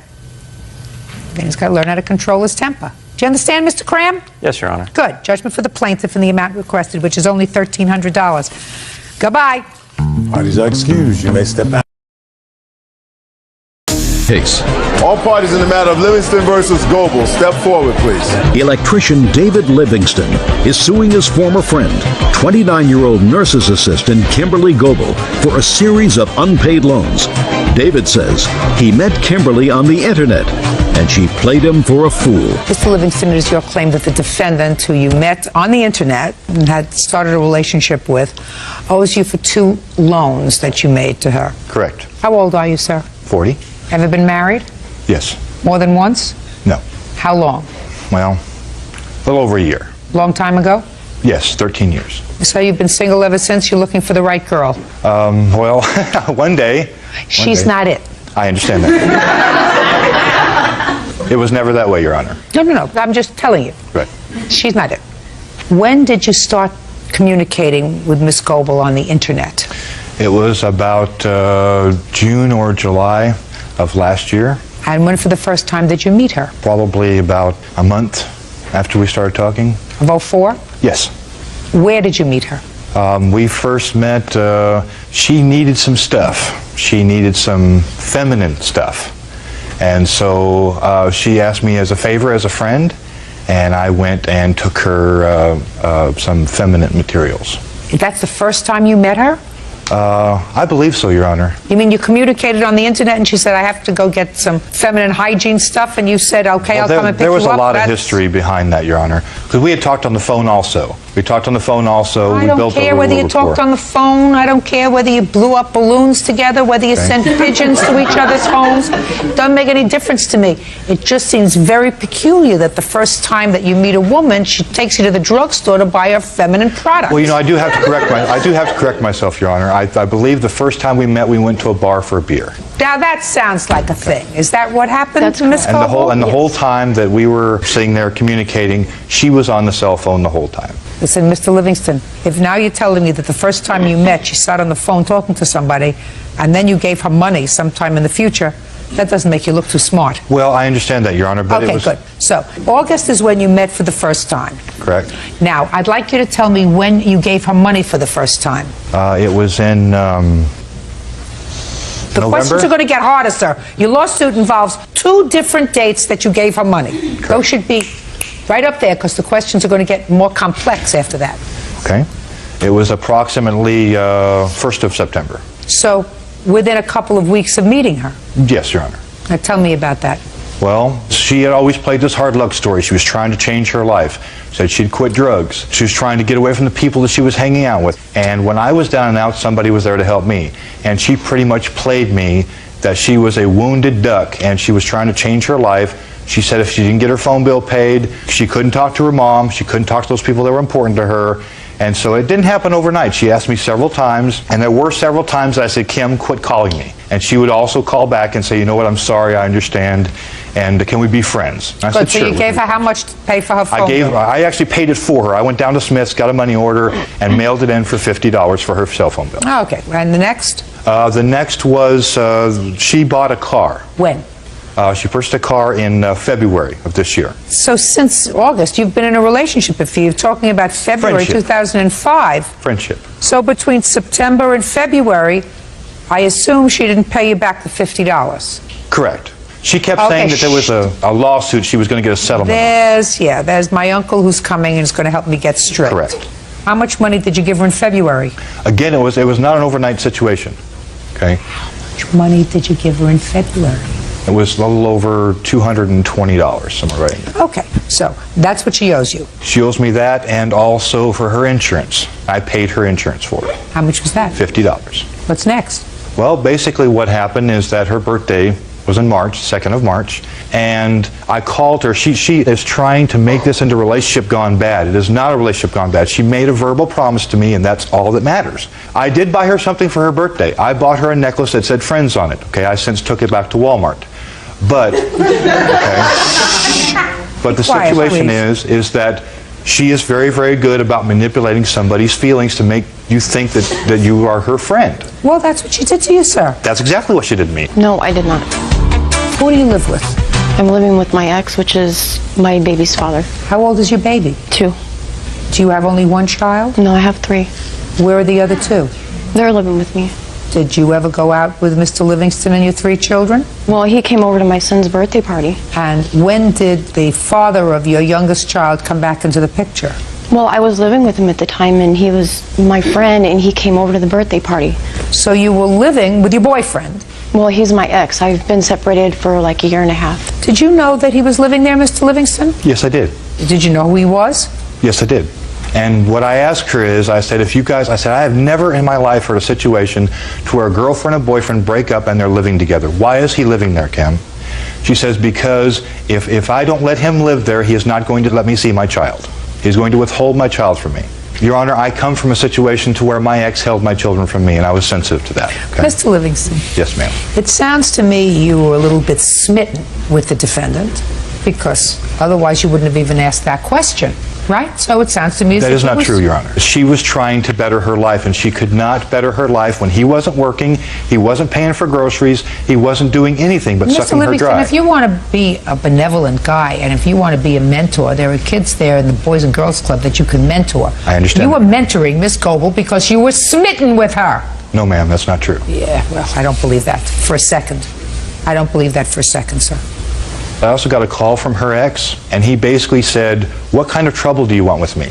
And I said, you know what, this is none of your business. If you call here again, I'm going to file suit on you. He called right back and he said, the disciples are going to be after you. Mr. Okay? Livingston, So, all very interesting, sir. thank you, Your Honor. Fascinating. Can I see the card that you are dying to show me, Bird? Would you get that card for me, please? Sure.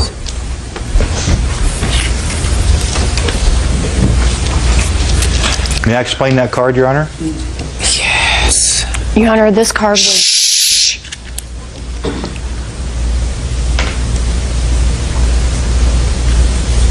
Yes, now you can explain this love card. Thank you, Your Honor. She had asked me a lot of times to fix her car. I said I could not financially do it. When I could finally do it, I said, is he leaving tomorrow? And she said, yes. I said, well, that would be a better environment, because I didn't like the guy. I didn't like him around. He was an idiot. He was aggressive, everything else. So anyway, so I felt better working by myself without having him around.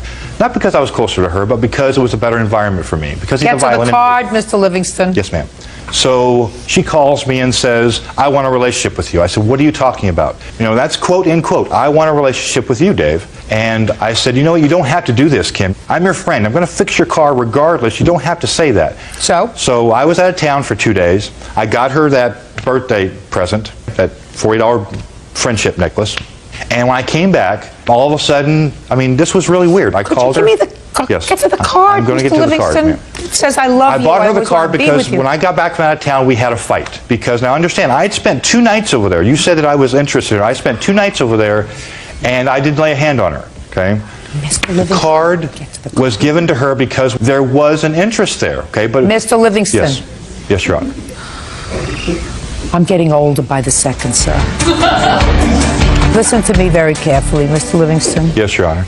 The fact that she said to you, I want a relationship with you, doesn't answer the question. I said to you, were you smitten with her? You said no. I was not. But I'm speaking. Yes, You Your said Honor. no. You said I cared about her because she was a human being and people helped me when I was trying to turn my life around and I was trying to help her. It had nothing to do with a romantic feeling. So the fact that, listen to me very carefully, try to put on your listening ears. Yes, ma'am. The fact that she says to you, I want a relationship with you, your response is, Kim, I don't feel that way about you. I want to be your friend and help you because I'm a human being, and from one human being to another, I have no romantic interest in you at all. The fact that she said to you, I want a relationship with you, doesn't mean you send her a love letter. Unless you are smitten with her, Mr. Livingston. Now, you can talk until you're blue in the face, until I'm tall and you're short, but that's the truth of the matter. Then, Your Honor. No, cross it off. If you're looking for a mate, sir, she is not it. Put a period. It's over. Do you understand? Yes, Your Honor. Very well. Your Honor, I Goodbye. can recover. Good luck. Have a happy life. Cross it off. It's money down the sewer. It's over. Goodbye. Not alone. Parties are excused. You may step out. Yeah, this is case number 22 on the calendar in the matter of Moore versus Kayla. Thank you, Bert. You're welcome, Judge. Parties have been sworn in, Your Honor. You may be seated. Folks, have a seat, please. Whew. Family that certainly does not get along well. Miss Moore, the defendant is your niece. Yes, ma'am. And it is your claim that she had you falsely arrested for assaulting her last year during the time that your mother was ill and dying. Yes, ma'am. You went through a trial recently and were acquitted. Yes, found ma'am. not guilty. And you're suing her for the false arrest and for the year that you spent facing these charges. The defendant says that the charges were true and that she is counterclaiming for her injuries. Her injuries, I believe, were broken arm. Yes, ma'am. When was your mother ill last year? My mother became ill early in January, but she really got bad in March of, it was 2003. And when did this incident occur with your niece? March the 10th, after I flew to Texas to be beside my mother who was dying at her home. So you tell me your version of what happened, what led up to this incident. Saturday afternoon, my sister Brenda had instructed me to give medication to my mother every 4 hours without stopping. And it put my mother in a very... What kind of medicine was it? One was a morphine and the other one was for anxiety. Your mother had cancer? Yes, ma'am. What kind of cancer did she have? Cancer of the liver. So the morphine was prescribed to keep her calm. Yes, ma'am, but on the prescription of the bottle it says every 4 hours as needed. And my question was, that night she was totally out of it, and my brother he was there that night, and he had to pick my mother up out of the bed because she could not move at all. And we did not give her the medication every 4 hours like my sister had instructed, and I had asked my other sister in the morning about the medication. So that caused a problem with your niece? They were all upset because I would not give the medication like that. But anyway, Sunday night, I left and went out to another sister's house to rest. And when I came, that morning on Monday, my daughter and I came back in the afternoon, and I come to the conclusion I couldn't handle seeing my mother's death. Okay. Because of my heart condition and my nerves. Okay, you couldn't handle it. Okay. And I was talking to my husband on the phone, and I told him he could reach me. I was on the porch, and I told him he could reach me out at my other sister's. Brenda got mad at me, and I don't want to have a consultation with my mother dying. Why was she angry with you? What was she saying? She just felt that I was there trying to take over, and she was already had said that she was going to come out there and whip on me on Monday, and I didn't pay any attention to that in a phone call that we had. Was that over the medication? Yes. Is that so far, is that right? No, ma'am. Okay, step up. Brenda, what were you angry about? I wasn't angry with her. I was actually relieved that she was there to help us, because we had 3 months prior of taking care of my mother. Everybody was stressed out. It was a bad time. My sister had called me and she told me that the hospice people had told her not to give my mother the medication except when she needed it. I told her specifically, Alice, when you're there, you do what you need to do.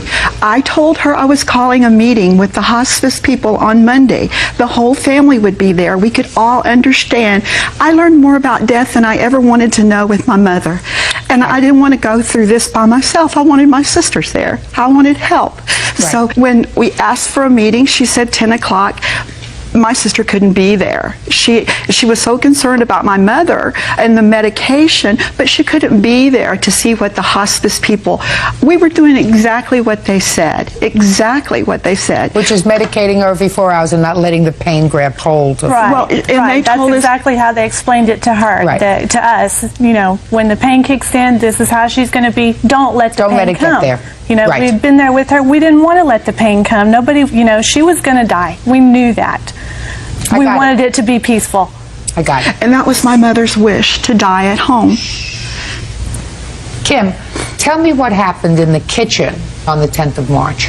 Well, I was in the bedroom with my grandmother, and I heard them in the kitchen. And she's telling her, you know, you took her out of the nursing home. You shouldn't have took her out of the nursing home. She's going to die. She's going to bleed. You know, this is going to happen. This is going to happen. And they were telling her, then leave. You know, that's fine. If you can't take it, put your hand down, Ms. leave. Moore. You know, and when I looked outside, she was slapping at my mother, and another one of my aunts stepped in. Well, she grabbed her and she threw her down to the floor. Alice threw my other aunt down to the floor. Her name was Billy. Go ahead. And then of course, I had walked in there in the middle of this, and my brother walked in, and she started screaming at my brother. And she was screaming obscenities that you would not believe. And she was, you know, then she started out the door, and my brother went out after her. Well, I went out after him. Then she coming out there, and she's telling me, you know, we need to just call an ambulance for Billy, you know, we need to just go. So I'm going back in the house, and I get the phone to call the police. And as I walk back outside, because I'm hearing screaming now back at the porch. And I'm like, well, I thought she was going to leave. She wasn't leaving. And it's because her daughter over there was telling her, you don't have to leave. They can't make you leave. This is your mama's house. You don't have to leave. You know, her daughter was put in the quarter. And she knows if you push her, she's going to lose it. You know, she has a history of violence and just psychotic behavior. And I look at her and I told her, just go, just get the out of here. You know, so I told her, just get the, and I'm pointing at her, and as I'm pointing at her, she grabs this arm and she pulls me down. Her daughter steps between us, and she popped my arm down over her daughter's shoulder. It broke this bone up here into pieces. They had to go in and put a rod, you know, have a permanent rod in the middle of my bone. Judge Judy continues in a moment. I was leaving and they attacked me. They didn't take my statement. The police didn't let me give a statement. My lawyer will testify to that. Why don't you call her? Real cases, real people. Judge Judy. Alice Moore says her niece, Kimberly Kayla, had her falsely arrested for an assault. Kimberly says during an argument, Alice broke her arm. What happened to Billy? Billy was taken to the hospital also, and she had some sciatic nerve damage in her back. She was taken to the hospital that day? Yes. Okay. But Billy and I were both taken to the same hospital in the same ambulance. What hospital? To Spine Memorial Hospital. Do you have a police report for me, please? Yes. It's right there.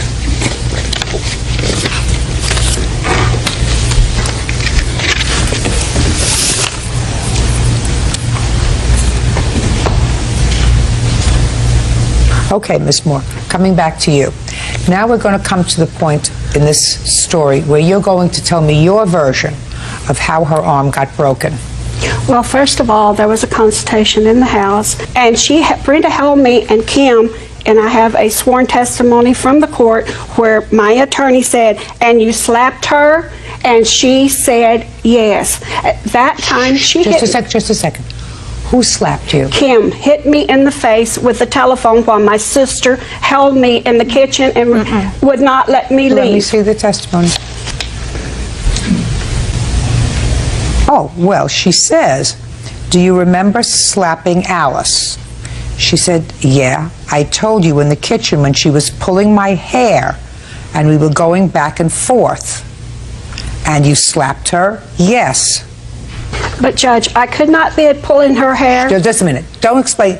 You have to read me the whole thing, Miss Moore. Okay. She didn't just admit slapping you. She said you were pulling her hair and you were going back and forth and she slapped you. At the time she slapped me, I had my hands restrained by my sister Brenda. I would like you to tell me how her arm got broken. Well, from there, I went outside and was leaving.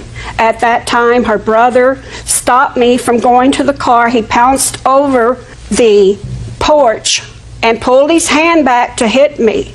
And you're looking at a guy, I wouldn't take my eyes off because he lifts weight and he could have killed me. And he said all kinds of things to me as I was trying to leave. My daughter stood in between us to stop it. Okay, so your daughter got in between you and her brother. Right. Okay. And as I was looking for my granddaughter, Kim. Just a second. If your daughter got in between the two of you, why didn't you go back to your car? I was going, but my granddaughter had the keys to my car. Where were you looking for her? Right there, but right there in front of my mother's house. Well, you just have to look. How old is your granddaughter? Is she a little teeny girl? Yes. How old is she? I thought she was about 11 or 12. That's what she looks like. How old? She just turned 18, Judge. So she was 16 at the time? 15. She hadn't turned 16 yet. 15 at the time. Well, you're not looking for her on the ground, madam. Listen to me. If you're looking for your granddaughter who's outside, and the people who are outside, according to you, your nephew, and your daughter, that's 3 people. That's who you told me were outside, and you were looking for your granddaughter around that area. And Kim came off the porch, charged off the porch with something and hit me in the face, and I could not see. I put my hands up, and I have pictures of where she hit me in the head, and I couldn't see at that time. Just a second. Hold on a second. Show me the pictures that you have.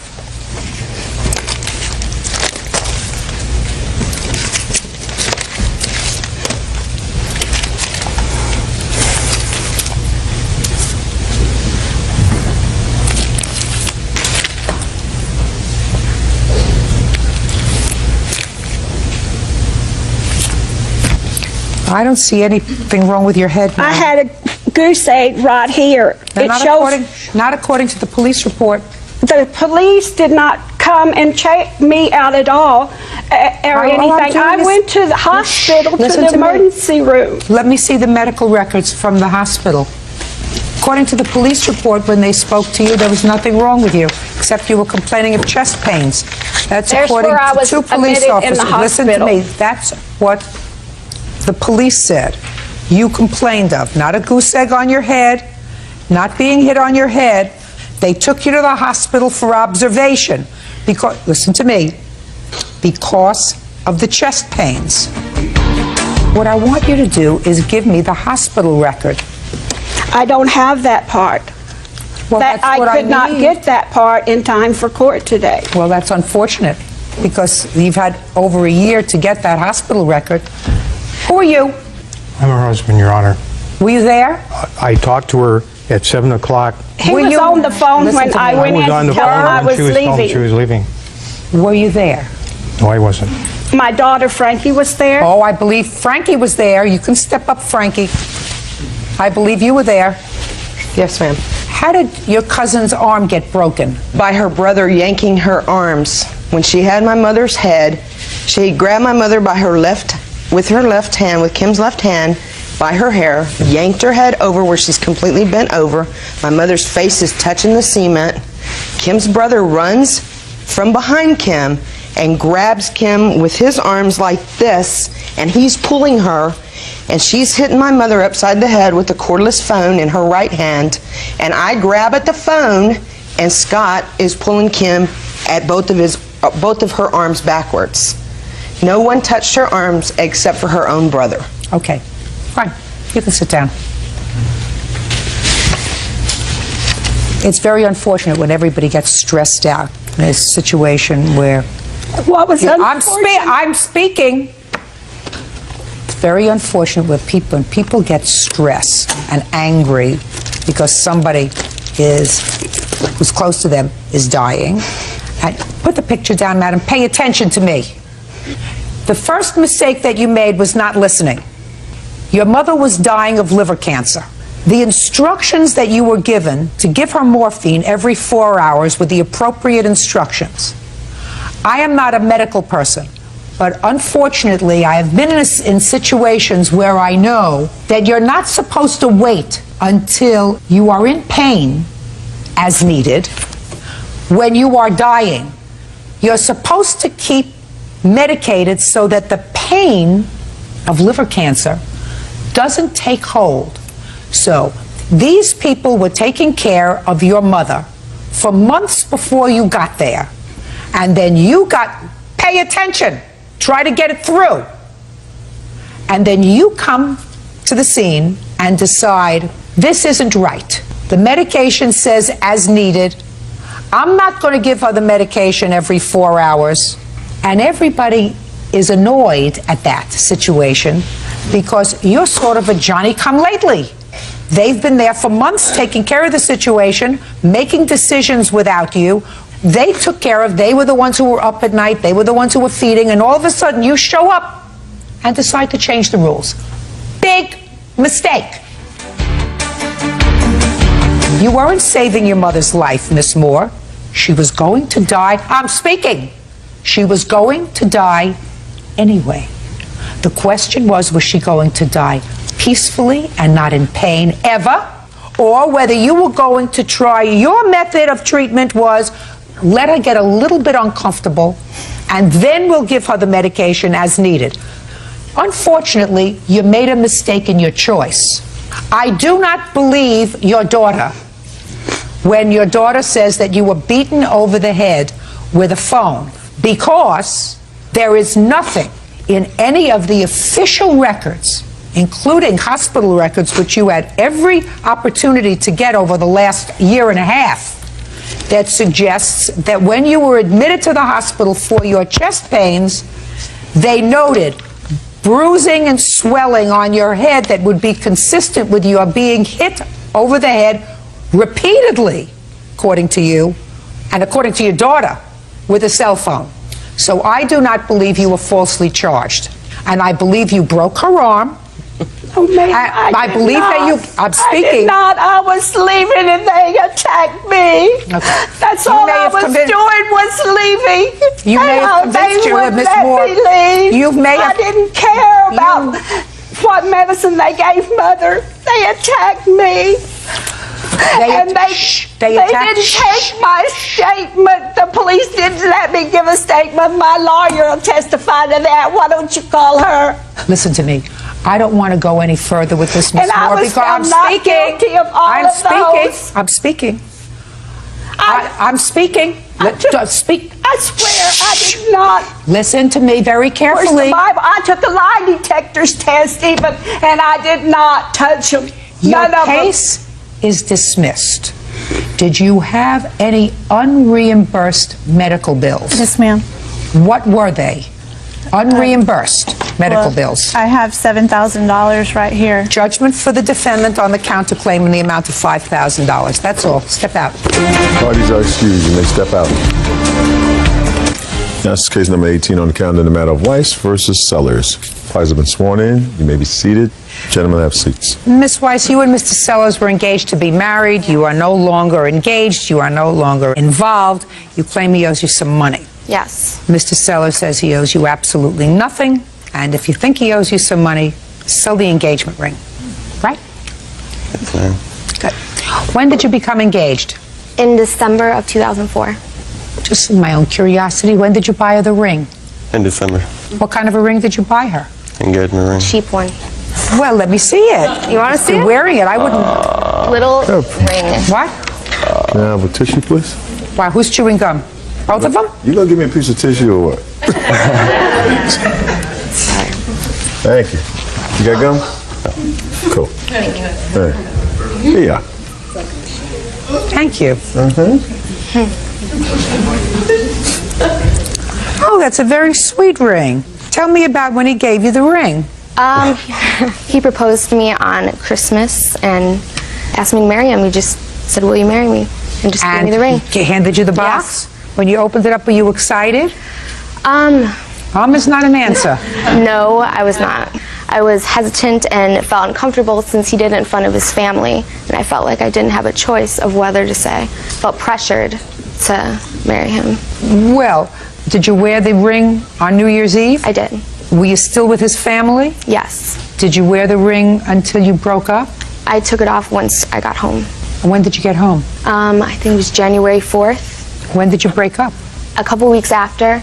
He wanted me to move with him to Oklahoma, drop out of school, and start a family with him, and work part-time for the rest of my life. And I decided that wasn't. That wouldn't have been very smart. Yeah. Mr. Sellers, for her to do that. How much did you pay for this ring? $750. You know he's entitled to the ring back, don't you? Yes. He told me, I asked him, and he said I could keep it. But I think it's only fair if I give him his ring back, I get my money that he owes me. Well, is that right? Yes. Hey! Look at this happy ending. I know. Well, so that would be wonderful, right? would, You wouldn't yeah. mind if you got back the ring and let's say you could sell it. She's claiming a loan, $300 loan because you went to Oklahoma. Is that where you live? Yes. It's her claim that this was a loan that she gave you to go to Oklahoma so that you could buy clothes and traveling expenses and that sort of thing. And you said, well, you went together. You both spent money. Yes.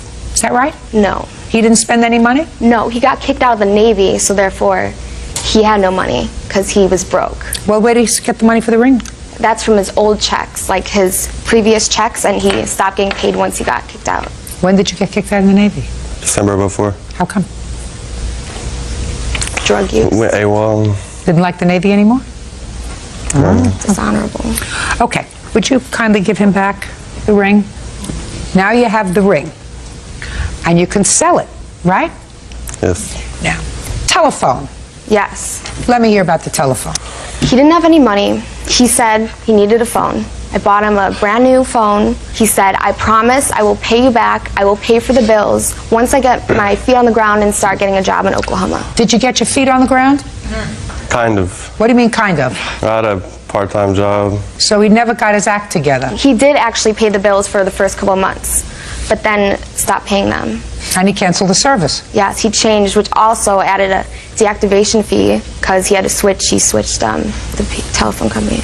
How old are you, Miss Weiss? 19. Who is this gentleman? This is my father, and that's my classmate, Lorenzo. I want you to consider yourself very, very fortunate. Because, you know, you could have actually moved to Oklahoma. I know. Working part-time, raising a whole mess of kids, no education. Got to look up and say, thank you, God. You were watching over me. All it cost you was a couple of $100. Yeah. Right? Mm-hmm. Okay. Did you pay your own phone bill? For a couple months. What happened? Well, Well is not an answer, Mr. Sellers. I lost my job and I couldn't pay for it, and I tried to pay half of it, but it was up to $300, and I paid $150 of it. So I just never got around to pay the rest of it. Well, you think that that's right, or you agreed to pay for it? It's not right. Now you got the ring. You're going to sell the ring. How much do you owe her for the phone bill that you didn't pay? I'm not really sure how much exactly. Well, she's going to tell me. What? Over $500. Really? Let me see. I don't have the bills. I know. Listen to me, my dear. Yes. You filed a complaint in which you say that you loaned him $300 that he used for these travel necessities, which I'm discounting. Put your hand down, sir. You can't help her. She's got into this mess by herself. She's got to get out of it by herself. Maybe she'll learn a good lesson if she gets out of it by herself. So, you have to get the bills. You don't have the bills. How am I supposed to know? He doesn't know what the phone bill is, and you don't know what the phone bill is. That's the first thing that you know. You come to court, and you're supposed to have evidence. If you don't have evidence, I can't help you. Now, you changed phone carriers. Yes. Do you know that there's a penalty for that? No, I did not know that. He knew. What was the fee for disconnecting the service? $175. Does that sound about right, Bert? Sounds about right to me. And I assume, again, you do not have any proof of that. What did you come here with other than your smile? I don't know. I don't understand. I really don't understand, Miss Weiss.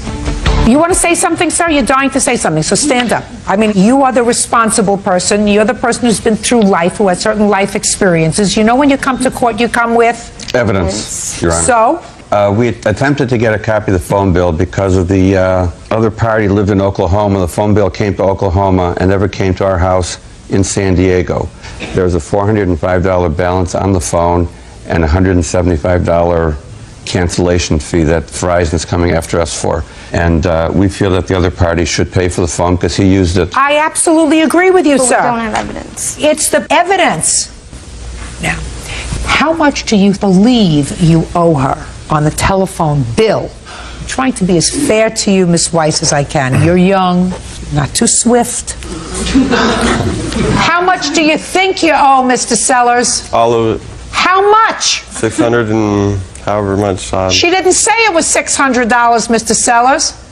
I mean, it's absolutely impossible for me to fly blind.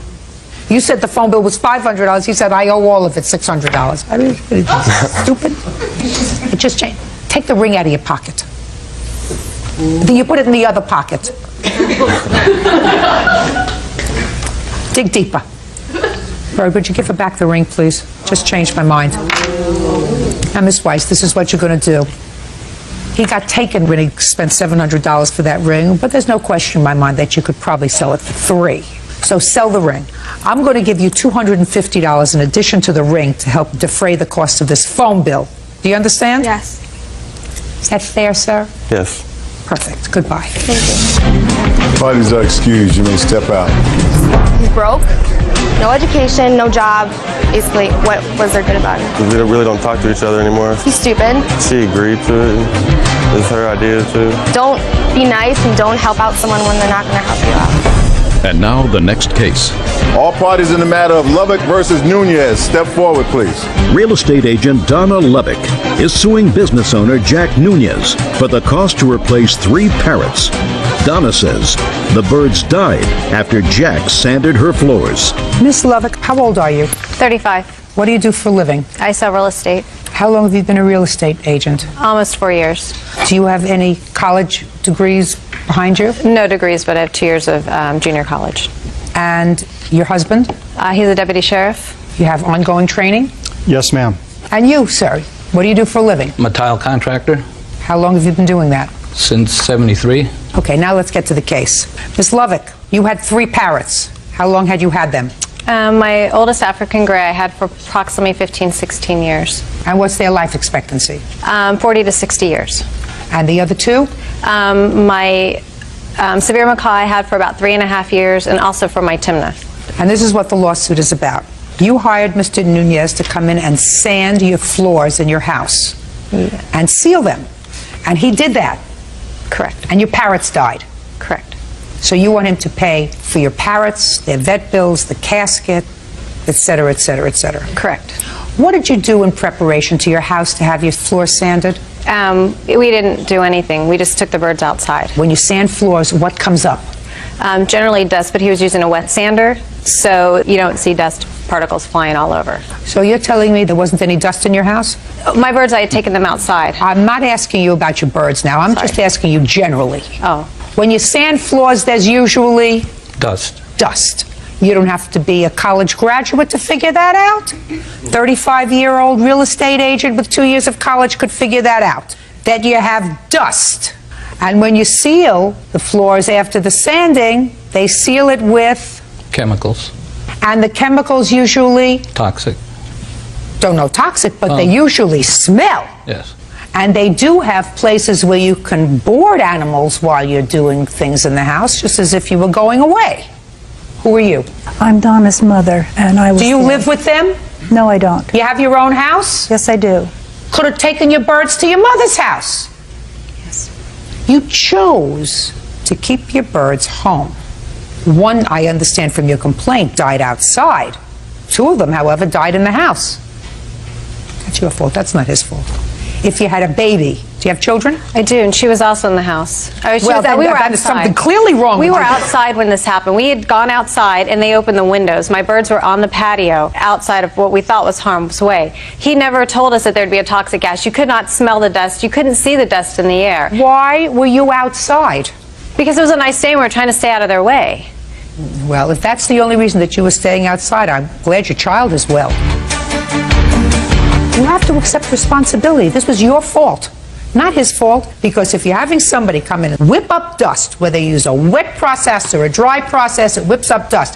When you seal it, it stinks. It was already sealed, and we went to the manufacturers. After 72 hours, it's not toxic. Well, did your bird die within 72 hours? It died immediately of him standing the process. Well, then what I'm telling you, madam, is you should have taken your animals out of the house. That's your responsibility. And if you didn't take them far enough away from the house, that's your responsibility.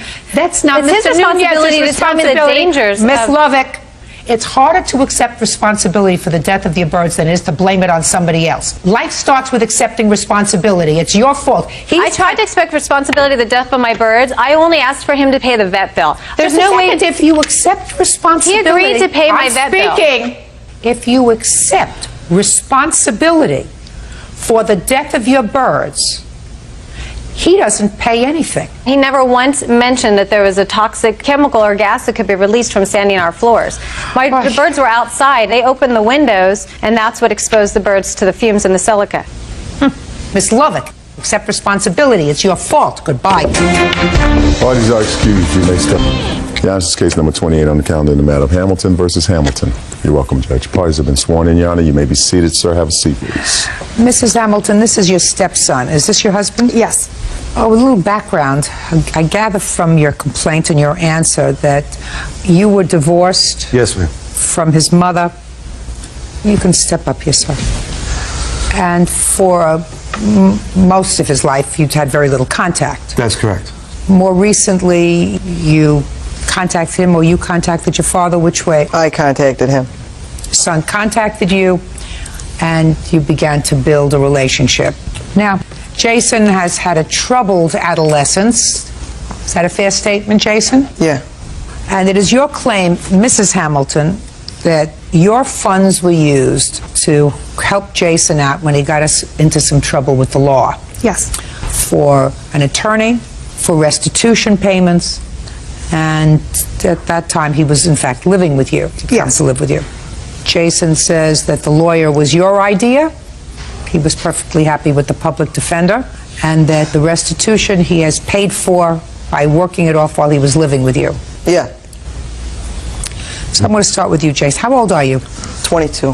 What were you in trouble for, Jason? Aggravated harassment and stalking in the fourth from my ex-girlfriend. Okay, so let me hear about the first loan that you claim for his lawyer. When we bailed Jason out on September 18th of last year, Jason was not happy with his public defender at all. He verbalized this to both my husband and myself. What did he say? He said he didn't feel that he was going to fight for him. He just wanted, he felt that the public defender just wanted him to plea out to anything and get the case over and done with as quickly as possible. And Jason did not want to do that. He wanted to fight it. He didn't want to be charged, and he didn't want to violate his parole from his previous court case and actions on that. What were you on parole for, Jason? Arson. What burned down, Jason? Garage. Go ahead. On his first court date after he was bailed out, we went and got him an attorney. Who's we? My husband and I. Go ahead. After that, as far as with the restitution, initially he had to live with us as part of us bailing him out.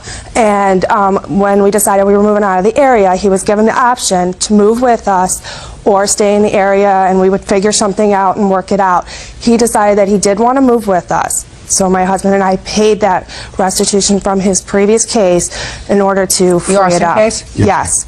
Okay. And then the other part of the restitution was for the current case. After everything was settled, there was $100 restitution. So you for pled that. guilty. You pled guilty in the current case involving your ex-girlfriend. Right. I couldn't afford the lawyer anymore, so I had no choice. And I can't... Were you, at that time that the matter was scheduled for trial, still living with your father and stepmother? No. Did you ever pay the lawyer any money? No. So it was just a $1,000 retainer that you paid the lawyer? Correct. Yes. That was after Jason moved out, after Correct. you had the altercation in your house with him? Yes. Mrs. Hamilton, so far I haven't heard anything about a loan. Before Jason was bailed out on the phone conversations, he was informed that anything that was pertaining to this legal case was a loan and was to be paid back. That was one of the conditions of him being bailed out. Jason made comments about how he was not like his sister, who also we had a problem with before that. He was not like his sister, and he would pay us back that money. That was said numerous times, and at the end of Jason's stay in our house, because everything was a loan, I had him sign a promissory note. Well, I know Jason says that note, you sort of forced him to sign the note because you said you were going to have his bail revoked if he didn't sign the note. That was not Jason, how it was well, I'm going to worded. turn over to you now, Jason. When I was on the phone with them before I was bailed out, I was not told that it was a loan. I'm sorry, that's wrong. I moved in with them. I did not know I was going to move in with them. I thought they were going to bail me out, take me home, but instead they brought me to their place, worked for them. My work would be to pay off whatever I did. Well, what kind of work did you do, Jason? I helped him their construction business. What did you do? Labor. It was, unload the truck, load the truck, help my father, stuff like that. As far as me with my restitution, like I said, I never asked for the money. I never asked for any of it. I just simply said, when they went to pay it, I said, you don't have to do that. They said, oh, no, don't worry about it. I said, No, okay. that's not what parents say, Jason. They don't use the word, oh, don't worry about it. They might have said, when you get yourself together, we hope you'll pay us back. Does that sound right? Huh? Yes. That sounds right. Life is so simple, Mrs. Hamilton. That's what parents say, even if they have an ongoing relationship with their children, if money is tight in the household. You don't say, well, this is a loan, and you will pay me back so much each month on this loan. Your Honor, Now, at the beginning, he did agree. Before I bailed him out, I told him, if I bail you out, you've got to pay this money back in a timely fashion, and you've got to get your act together, because the lifestyle he was living is totally, I'm afraid he's going to end up in jail for the rest of his life. Where's your mother? She's back in Buffalo. Did you live with her all your life? Yes. Are you still in touch with her? I live with her right now. You have a sister? Yes, I do. How old's your sister? 19. She in trouble? No. What kind of trouble? Well, when we had her with us, she steals, she lies, She's never been to jail, but she is a very emotionally troubled person, and she's been in and out of, she was in a group home at one point. Jason, tell me about the conversation you had with your father about the lawyer, about the public defender.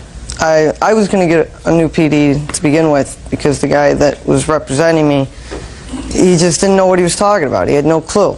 What do you mean? Just a second. What do you mean you were going to get a new PD, public defender? You think that they give them out if you don't like one, you get a chance to get another one? Well, that's what they were going to do. When I got You rid live in a of... very good jurisdiction. If a criminal defendant came before me and said, I don't like that lawyer, I want to get another lawyer, you know what I would say to them? Go hire your own lawyer. You want to pick and choose? Go hire your own lawyer. This is the public defender for the day. You don't like this one? Get some money and go hire your own lawyer. You know, this is not one from column A and one from column B. You get one chance. Do you understand, Jason? Yeah, I understand. Good. Are you working now? Yes, I am. What kind of work are you doing? I'm a barback at a banquet hall. Hope this New York State Liquor Authority don't know about that. Is this arson conviction that you have a felony arson? Yes. Woo-hoo. Hope they don't value their liquor license. Listen to me, Jason. I want you to listen to me very carefully. I am not so concerned about the $1,000 that your stepmother and stepfather put up for the lawyer. I think they're going to have to tolerate that, because I think that that's what parents do if they're afraid that their child is going to be confined. And I'm not so sure that that was alone. But I'm concerned about the restitution, Jason, because what possible value is it to your moral compass if somebody else pays your restitution? Restitution is what you're supposed to pay, right? I understand that. I was paying it. How? I don't understand how you I were was paying working with money I beforehand. gave him. Just a second. Not just money you gave me. I was doing odd jobs here and there. Well, you paid some of it, but they paid Yeah, the I was rest. paying on Just it. a second. But they paid the rest. Well, paying the rest, it doesn't teach you any kind of a lesson. That's your responsibility. That's not your father's responsibility. That's not your stepmother's responsibility. That's your responsibility. The criminal justice system doesn't want to see. What do you do for a living? I'm a real estate investor. Doesn't want to see this lady who works. What do you do for a living? I'm an investor also. I don't know what that means, but life is too short. Buy real estate. They don't want to see their money going to pay your restitution. They didn't set fire to the garage, and they didn't stalk your girlfriend. I didn't either. Well, then you lied to the court, sir, when you pled guilty. I didn't know, what am I going to do if I ain't got money? You know what innocent people do? They go to trial. You have just a second, Jason. You're 22 years old. Is that what you told me before? How many times have you been arrested? Think. I'm going to give you 5 minutes. How many times have you been arrested? 13 times. 13. Shh. Come on. 13 times. 22 years old. And how many convictions do you have, Jason? I have 4 convictions. I have 5 children. How many kids you got? 4. 9 children altogether. Not one arrest. Judge Judy continues in a moment. And later today, Miss Knapp, someone tried to kill me with a car. I wouldn't get into bed with them for a deductible or anything else. real cases, real people. Judge Judy. Nicole Han Hamilton says her stepson, Jason Hamilton, owes for loans to retain an attorney and to pay restitution. Nicole says Jason has been arrested for arson and stalking. You've been arrested 13 times. That cannot all be a mistake. The 4 times that you were convicted is not a mistake. The last 2 times that you pled guilty, I mean, you know the system, evidently. You're smart enough to know the system, that if you want a new PD, all you got to do is stamp your feet around, say, I'm not getting good representation. What you're supposed to do is not do things that get you into any trouble. Do you understand? I know that. Okay. And if you didn't learn the first time, and if you didn't learn the second time, the 10th time, you should have learned. By the time you got to the 12th time, it should have been bells go off in your head. Now you're at unlucky 13. Jason, you're 22 years old. You want to die? No. You don't care? No, I care. I'm working now. I'm going for my GED. I have my life on track. Good. That's then what I pay was. your restitution. The lawyer, it's yours. Fine. I He's just gonna, wanted him to learn a lesson. He's about going to pay his responsibility. restitution. Judgment for the plaintiff in the amount of $695. That's all. Thank you, Al. Parties are excused. You may step out.